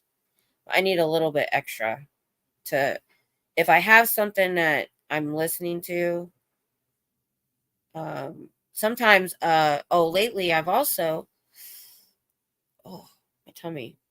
I don't know if you've ever heard of Horror Babble. They tell scary stories, and there's this one guy. I don't know what his accent is, but he has one. It has to be his voice, and they have some really good stories. And I listen to that and fall asleep to it. I'll listen to it, and I'll have a dream. I have to tell you this one story in a minute. Did you watch my lives? No, because last night it was like we were on for 4 hours, and I went to bed and I woke up and I got ready for this. I just haven't had time yet, but I will. I can fall asleep to it. I might do it. I might use it. So funny story. So how I've had to jump around. So some of them, what it is it'll have so many hours, or it'll just be live. So it's a constant channel, right? So I turned on one I hadn't listened to before. Before I woke up, I told my husband, but I had this weird dream, and in the dream, they're saying, here's where I forget details. You are something about you are an angel. I wish I could find it again. I am before we do the panel. Anyway, I'm having this weird dream. I'm trying to get to this entity spirit type thing. and you can only see it when these words are being said. I even hugged it. I'm trying to help it. Poor Baba, yeah. I tried to hug it. It was just this blob, and trying to get to the bottom of its problem. I wake up and this stream is saying all of those words, like you are angelic, you are da da da, this weird stuff that shouldn't have been there. It was supposed to be just this calming stream, and then they threw these words in after I fell asleep, and I had this weird dream. Oh, I was like, oh my gosh. But I haven't had any weird dreams after Horror Bible, which is weird. But yeah, they do Lovecraft stories, and the last one I listened to was some mythos, the power of suggestion. Oh, so when I do, I dream very vividly. And I can always go back to that day, to something I saw that I dreamt about. Like one time I dreamed about Matlock. If you don't, it's just a show. He's a lawyer and it's a mystery show. It was a long time ago. Well, I had watched that show that day. So there's always something in my day that I can figure out, started this dream. I used to have live stream protest dreams. Oh my gosh, I could totally see that, Papa Smurf. Totally see that. Wow. Yeah, I can know it's either something I saw. I've had a lot of celebrities in my dreams. Not good ones. You'd think it'd be nice if we were dating, but it was never that. There's been a few dreams I wrote down to make a good book. One that had Bruce Willis in it, and it was a futuristic type thing. And I wrote that thing down. I need to turn it into a book. They are doing a reboot of Matlock with Kathy Bates as Matlock. I don't understand rebooting something and completely changing the characters. To me, that's not a reboot. I mean, if a reboot to me is, it has to be very similar. If you're going to go with a woman, all you're going to have is a woman lawyer who is solving mysteries. I mean, slapping a name on it. But yeah, that was a good show. I loved Andy Griffith. So yeah. And I dream a lot. Scooter Mom knows part of chronic fatigue syndrome is you don't get into fourth stage sleep. People think, oh, REM, that's REM state. That's all they think about. REM state, you don't want to be in all night, because that's when your brain is most active. That's when you dream. And usually it's only a very short period of time. Sometimes you think you've dreamed for hours and it's been a few seconds. Our fourth stage is when you're in deepest sleep and your body repairs itself. So if you're not getting to stage 4 sleep, your body's not repairing itself. You don't wake up refreshed, and you just continue feeling fatigued and not good. Yeah, I do like Kathy Bates. I will check it out. I'm going to write that down too, because I'll forget. Now, I don't have live TV, so if it isn't on demand, I may not be able to see it. Hey Queens, how you doing? Yeah, I do that a lot too. Listen while driving. Because I'm like, I have pulled over before because I really wanted to say something in chat. Because that's the only hard part. Marco, have seen a lot of Matlock episodes, but not the new. Just saw a trailer during the NFL game. I'm going to check it out. I don't think it's anything like the old Matlock, though. It probably isn't. And that's why I don't all they're really doing is using the same name and maybe the basic premise. So to me, that's almost not a reboot. Maybe she's playing his daughter or something. Now that would be interesting. If she's not being Matlock, if she's, say, his daughter or something. I don't know if the ages marry up. I think she could be his daughter. So that would make sense. So I'm going to hang around as long as you guys want to chat a little bit. Anybody doing a replay can cut it off at the end of the reading. I don't think she's a relative at all. I'll check it out anyway because I like her. And I like true crime a lot of times. I don't like the really gritty stuff. Like, I can never get in. I have watched many episodes, but I was never like an avid watcher of like SVU, Law and Order, SVU, even Law and Order. I watched it here and there, but I was never avid about it. Even though I like true crime, I'm going back now, and I'd never watched Person of Interest. I like that because it has a different premise, and how they use technology. And so I think I'm in season 2 now.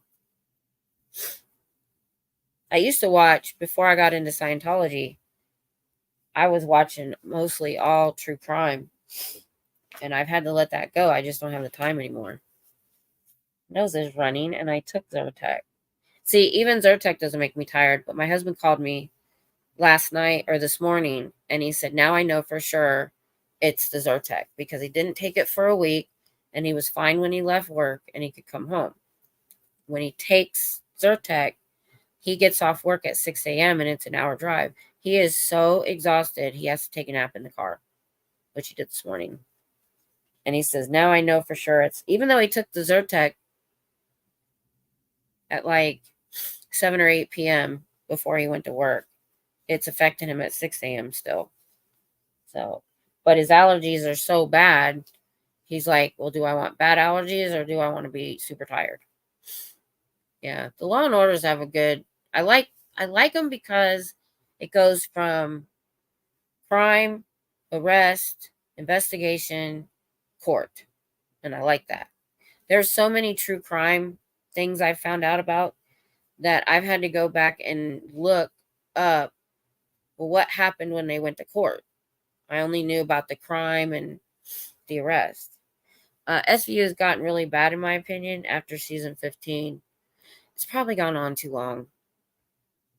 There are just some shows. Like I said, I watched, it came up on, I have basic Hulu. And so I watched like, I don't even know what season it was. And I watched like 6 episodes, and then I haven't watched it since. So can't watch SVU, the music, and it drives me nuts. Oh, I know. I told y'all about Mr. Ballin, especially if you like horror babble. Mr. Ballin, he's an ex-Navy SEAL that just started telling stories online. And his are pretty usually supernatural, scary, or true.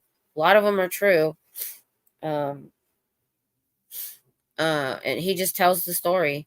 But the music at the beginning, if I'm like in the dark alone, I'm like, oh, who was I listening to? I think it was Natalie. I was driving, so I didn't get to see. Forensic Files is a great show. I think I've seen that. I think I've watched it. The other one I liked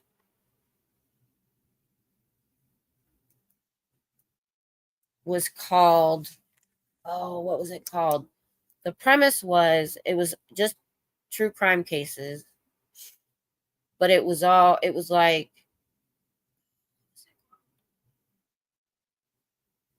it was always somebody close to you that was the perpetrator. A family member, a neighbor, somebody you knew. And the title said that. It was on that. There's a network that does all that kind of stuff. I forget what it's called. You guys probably know what I'm talking about.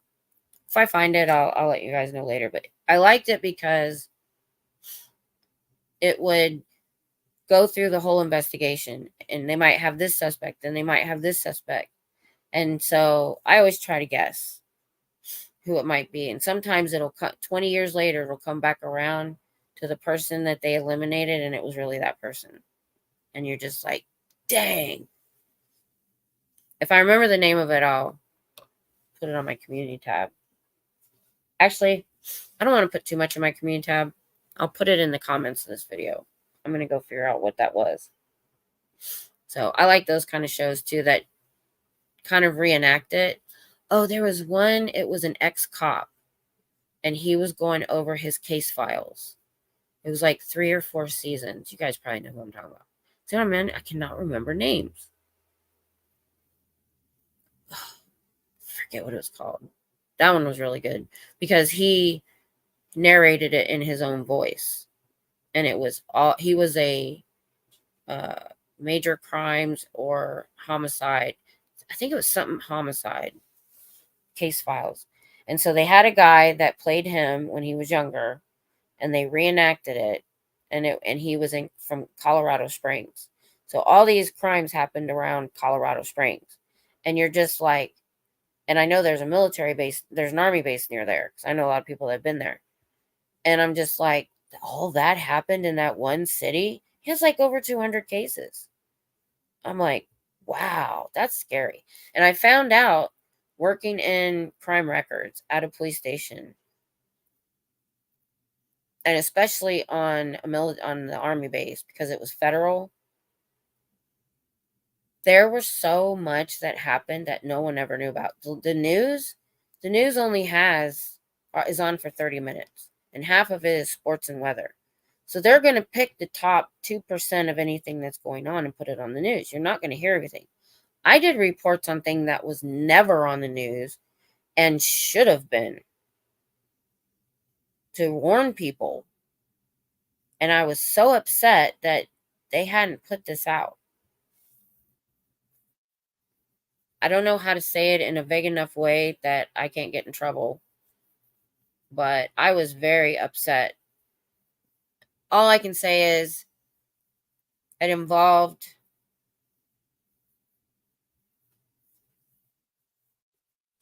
things happening to girls getting a stranger ride from the club. That's all I can say. So if that had been put out, then people could have been on alert. And because I don't believe they ever caught the person. And it upset me to no end. And on a military base, or I don't even know if we were doing it right, but a FOIA request on federal property, you have to, our criteria was you had to be in the case is either a witness, a victim, or a suspect to get a copy of the report. If you didn't, you had to have a subpoena from a judge, or else you couldn't get the report. And I think that was because it was federal. Because I used to process the FOIA requests, I did all the redaction, I typed reports, I did background checks on all the soldiers when they were going overseas. Everybody had to be checked. That's a lot. Back then, we had 48,000 soldiers on our post. So it was very busy. I was very busy all the time. True Detective is supposed to be a great show. A friend of mine keeps telling me to watch it. Yeah. I've looked at it a few times because it has, big stars in it playing the detectives. I've got so many other things to do. I just haven't had time to go into. Like, I can only really binge watch one show at it. I'm a person of interest right now, but I have seen it and it did look good. So I think it was one of the earlier shows that a lot of movie stars, it was their first time into TV. And that's way more accepted now than it was. I remember when being on a TV show as a movie celebrity was a no-no. Now they do back and forth all the time. Nobody cares. So that's pretty cool. I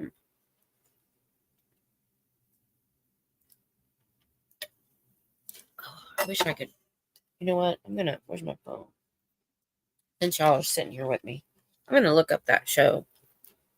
And the thing is, we were talking about, another one. If you like this, it's not necessarily true crime, but the Y Files.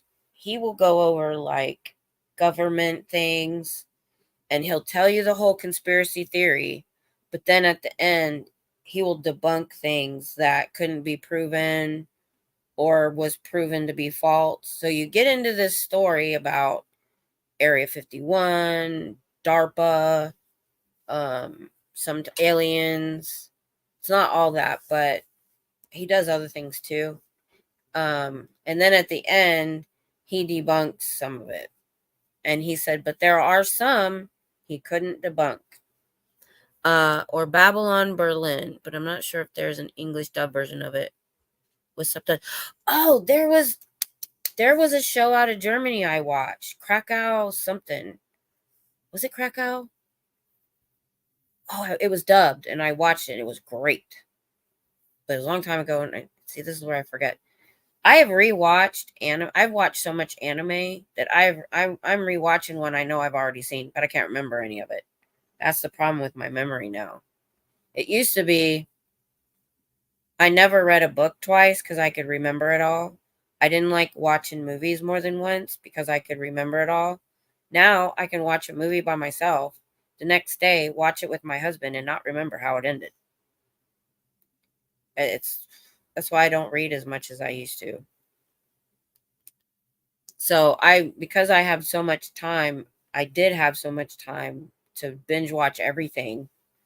I ran out of stuff. I started watching the really B movies and I got into anime because I've watched all the sci-fi and stuff that was available.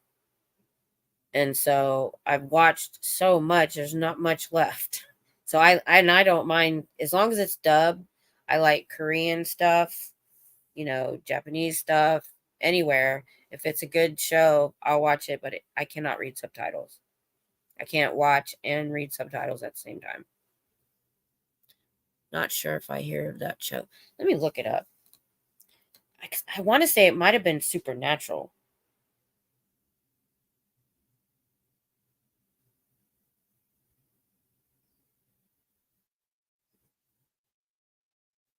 Oh, that's not Germany. Krakow Monsters. Krakow's not Germany. And that's Poland, I think. Yeah, Krakow Monsters. There was only one season. A young woman haunted by her past joins a mysterious professor and his group of gifted students who investigate paranormal activity and fight demons. It's on Netflix. Or at least it says it is. It was good though. My mom does that, but it's because she falls asleep 20 minutes in. Yeah.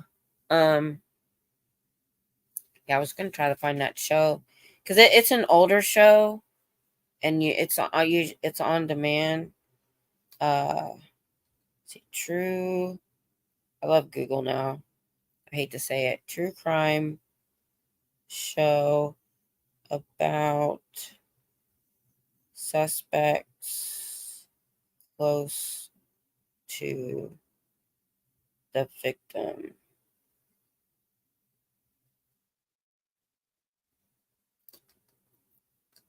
Here's some unusual suspects on Investigation Discovery.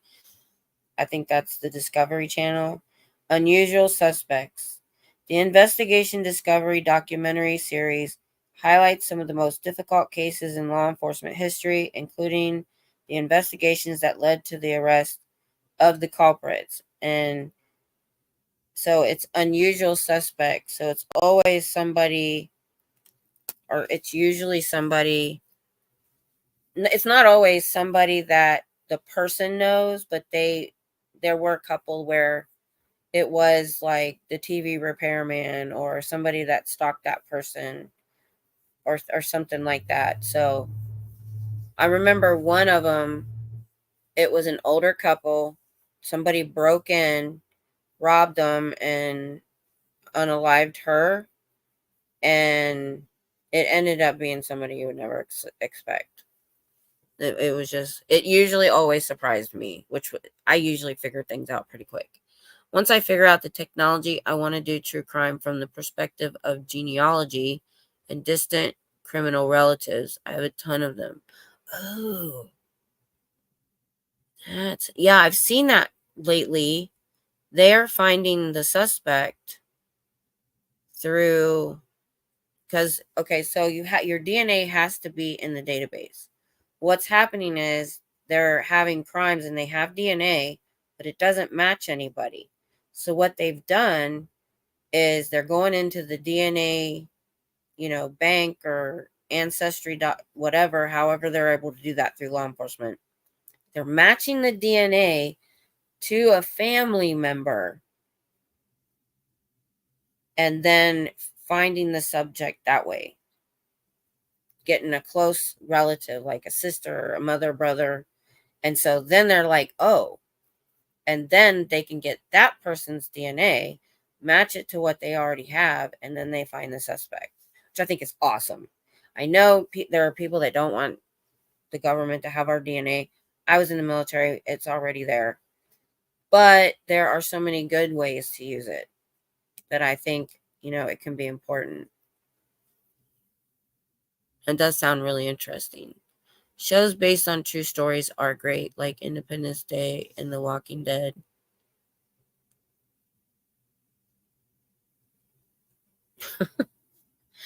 I did watch The Walking Dead. My husband really, what I think was good about The Walking Dead and why it petered off like it did? I got tired. I just got tired of the same old, same old. Gore, nothing ever went right. Every time something good happened, they had to make something bad happen. But I think the reason it caught on and to so many people is they had the show after the live show, Talking Dead. So you had an hour of cast members coming on, questions from the internet, and discussing the episode, because you're like, okay, what would I do in that situation? Would I do the same thing as that person? So me and my husband would talk about it. Then you have the Talking Dead. Well, when they canceled the Talking Dead, which I didn't even know, I didn't watch it that long. I think that's when it really petered. And I think that's why so many people were interested. Well, then they've tried to branch off with other shows. My nose is itching the crap out of me. Sorry. Oh, itchy, itchy. Oh, that was so itchy. Yeah, the Talking Dead was what I think made it great. Hi, Susie. Um, so, I think things where I remember when Grey's Anatomy was big, I never got into it. And so many people talked about it and were watching it. And I think that's what can make a good show. And I think because Walking Dead, we jokingly call it preparing for the zombie apocalypse. That's not really why preppers do what they do. We would be full on preppers if we could afford it. But we do have a plan if like the grid goes down, the government fails, something weird happens. Because we had Snowmageddon here, don't forget, in Texas. And we were always sure we had several days of medications. If I have a couple pills left over, and we used to have a 72-hour kit, a set of clothes, food that wouldn't go bad, water for 3 days, your meds for 3 days, pair of shoes. Because what if your house catches on fire and you got to run out the door? Well, you're supposed to have these 72-hour kits you can grab, and that way you've got 3 days of your prescription meds until you can get new ones. You may run out in your nightgown, so you usually have a set of clothes in the backpack. So if that's the minimum you can do, you should. I was in an earthquake. My husband was in a hurricane, and those are reasons that you should have something like that. We also have a little container of like a couple weeks of food that'll last like 20 years or something like that. And I'm about to look into a bigger, like I think it was an 8-week supply of food. And we already have a bug out plan with the camper. The only thing is, if anything really were supposed to bad happened, now my daughter and my grandkids are clear in California. I don't know how we would get to each other. But that's one of the reasons we like having the camper, because we can bug out. Because I'm not staying in a city if like the grid or society or something big goes down. I'm going in the middle of nowhere where there's no people, because it's the people I worry about. In Walking Dead, the people were more of a scare than the zombies were.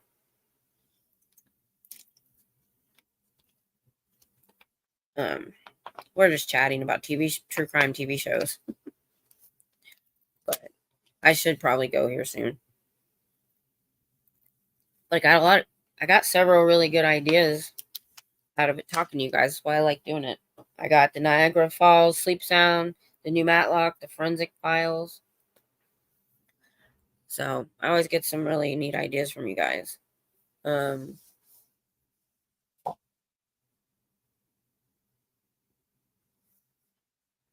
Yeah, I'm petering out. So, see, this is Sunday.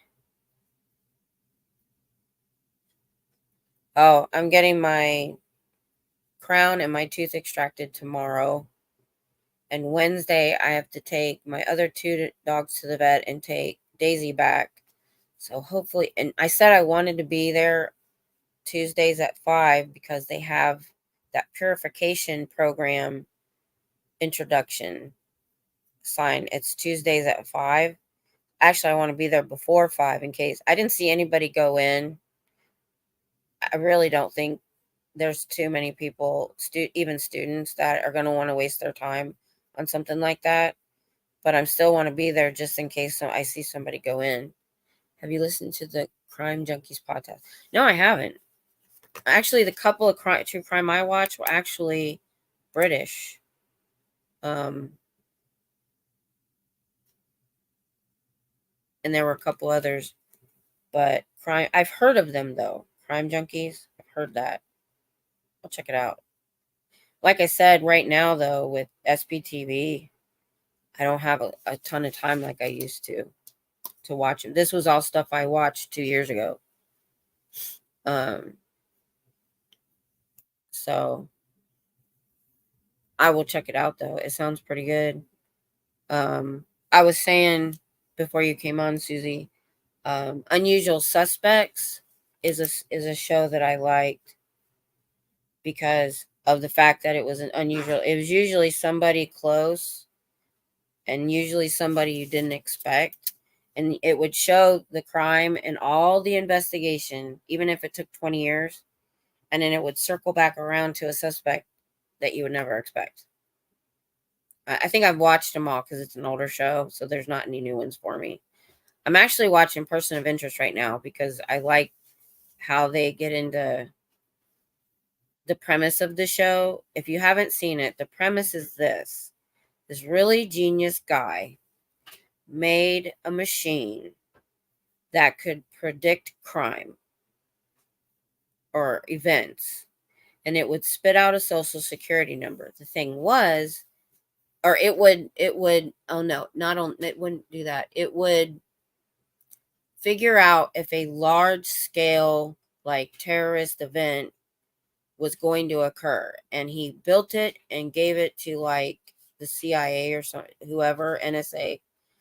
But he did it in a way that nobody could get into the machine, change it, or use it any different.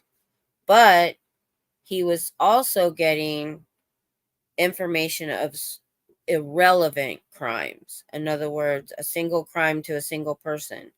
And it wore at him that nobody was doing anything about that. So he got this guy that used to be like, they actually thought he was dead. He was like an ex-military, like CIA agent. And he found him through his electronic. He's really a genius at electronics, can break into any computer kind of thing. So he got him to work for him. So when they get the social of somebody, they don't know if that person's going to be the victim or that person is going to commit the crime. So the guy he hired has to kind of befriend or follow this person and find out their life to try to figure out who's their enemy or who they're going to go after. And that's the thing that makes it kind of interesting. I remember Person of Interest. I like that show. Yeah. I was binge watching it there for a while. Cause I think there's only 3 or 4 seasons. I'm on like season 2 already. So I'll binge watch for a while and then I have to go away for a little while. So, ooh. But yeah, there's so many good shows out there and not enough time. I used to say that about books. Now I have to say that about TV. There's so much movies and TV out there nowadays. But the thing is, I go and I look for a new movie, like that's already been in the theaters or whatever, that even if you have to rent it. And I'm just like, what is out there right now is just not that good. Disappointing. It's very my husband just said disappointing. Blacklist. Oh, I know that show. Yeah. I hadn't had a chance to get into that one yet. I'm going to write it down. I like the actor that's in that.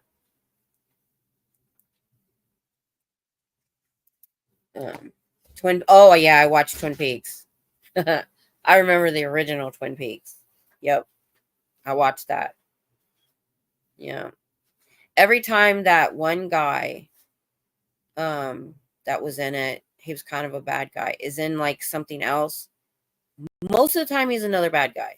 But I always see him, I always have this attitude at him because of Twin Peaks. Blacklist was really good until the last couple years. Yeah, I hear that a lot about shows that are on for a while. Only saw the first 5 seasons of Blacklist. Wow, there's more than 5. Or at 5. 5's a lot actually.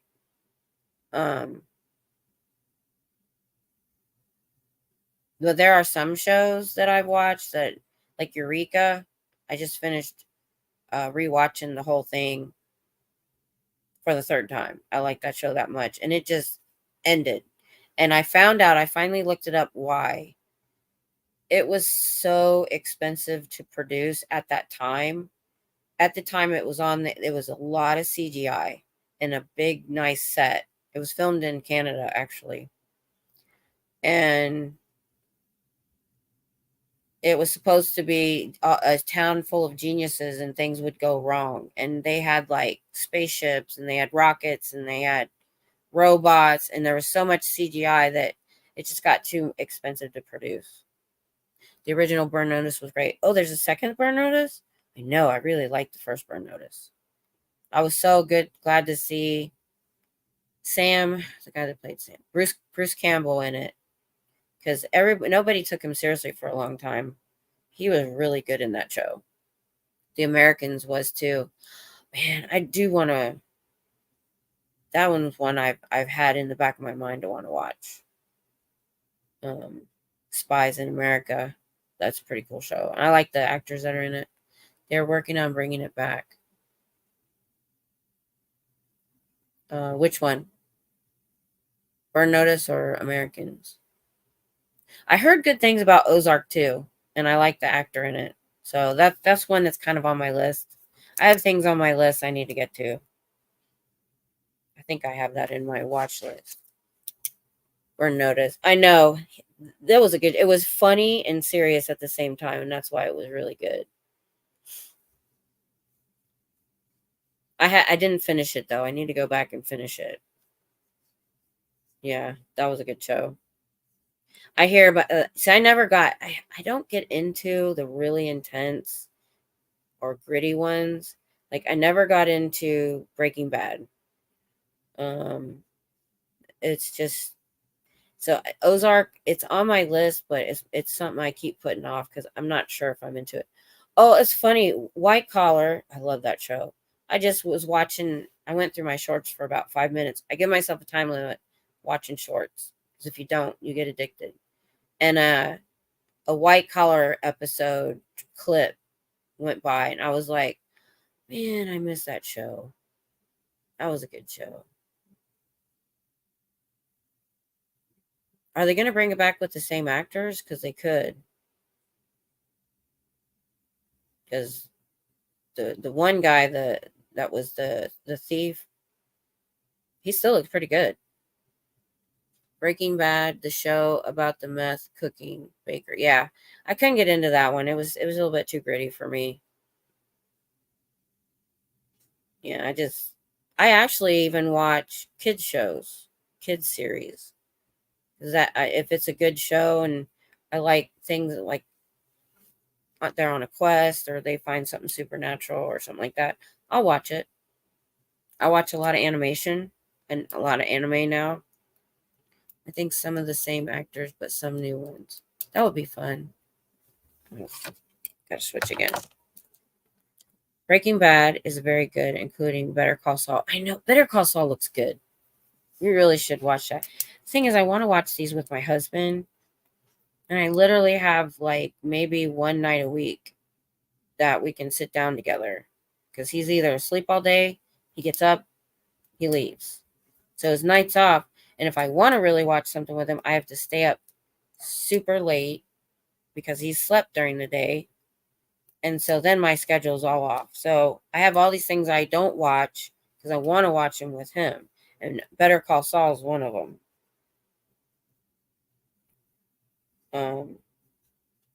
There was something we started. We started Young Sheldon.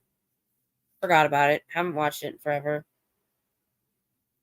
And there was another one we just started or was supposed to start. So I'll find things that I do want to watch that I try to put off. But it's hard to do when you only have one, maybe 2 nights a week.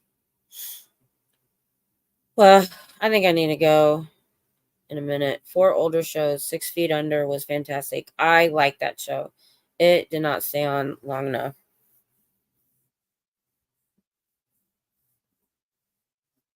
I could probably name 50 shows you could watch. You probably could. You know what? Well, it's late for you. Hey, I'll take any recommendations. Um,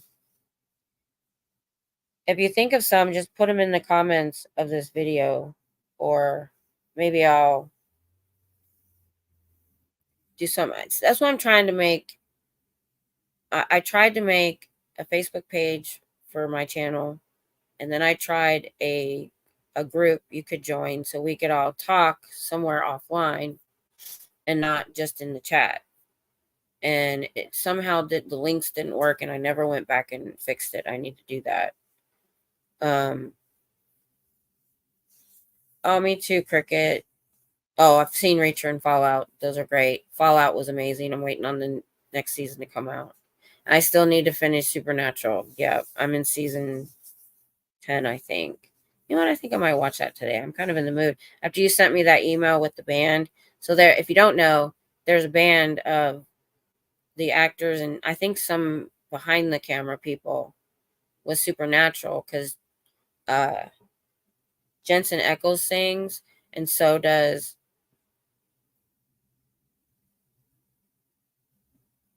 not till 2026. Anyway, Scooter Mom sent me some clips of the band, and so now I'm in the mood. Oh, wow, gosh, I'm a binge watcher now. I hate to wait on the next episode. I usually don't start them until they're all out, but I know that they need the ratings too. So if I really like something, I do try to watch it present time. But Fallout was an original idea. I thought it was really good. Justified. Oh, I love that show. I love Timothy. Can't pronounce Oliphant. That was I didn't watch the last season with Sam. Again, it was one of those things where we watched it avidly and then we just kind of life got in the way and we forgot. We still need to go back. Man in a High Castle. That has a really great premise. The different timeline. That has a really good premise. Gonna check out Bacon Bits next. Oh, we'll do a room raid over there if he's on. Is he on now? Oh wait, up here. Luden Swain is fronted by the guy that played Chuck. Yeah, Radio Company is with Jensen Ackles. Okay. So there's a couple things going on there musically. But I thought that was pretty cool. So let me look at the Space Channel. Oh, switch glasses again. Let's see who might be on. There's TV.space.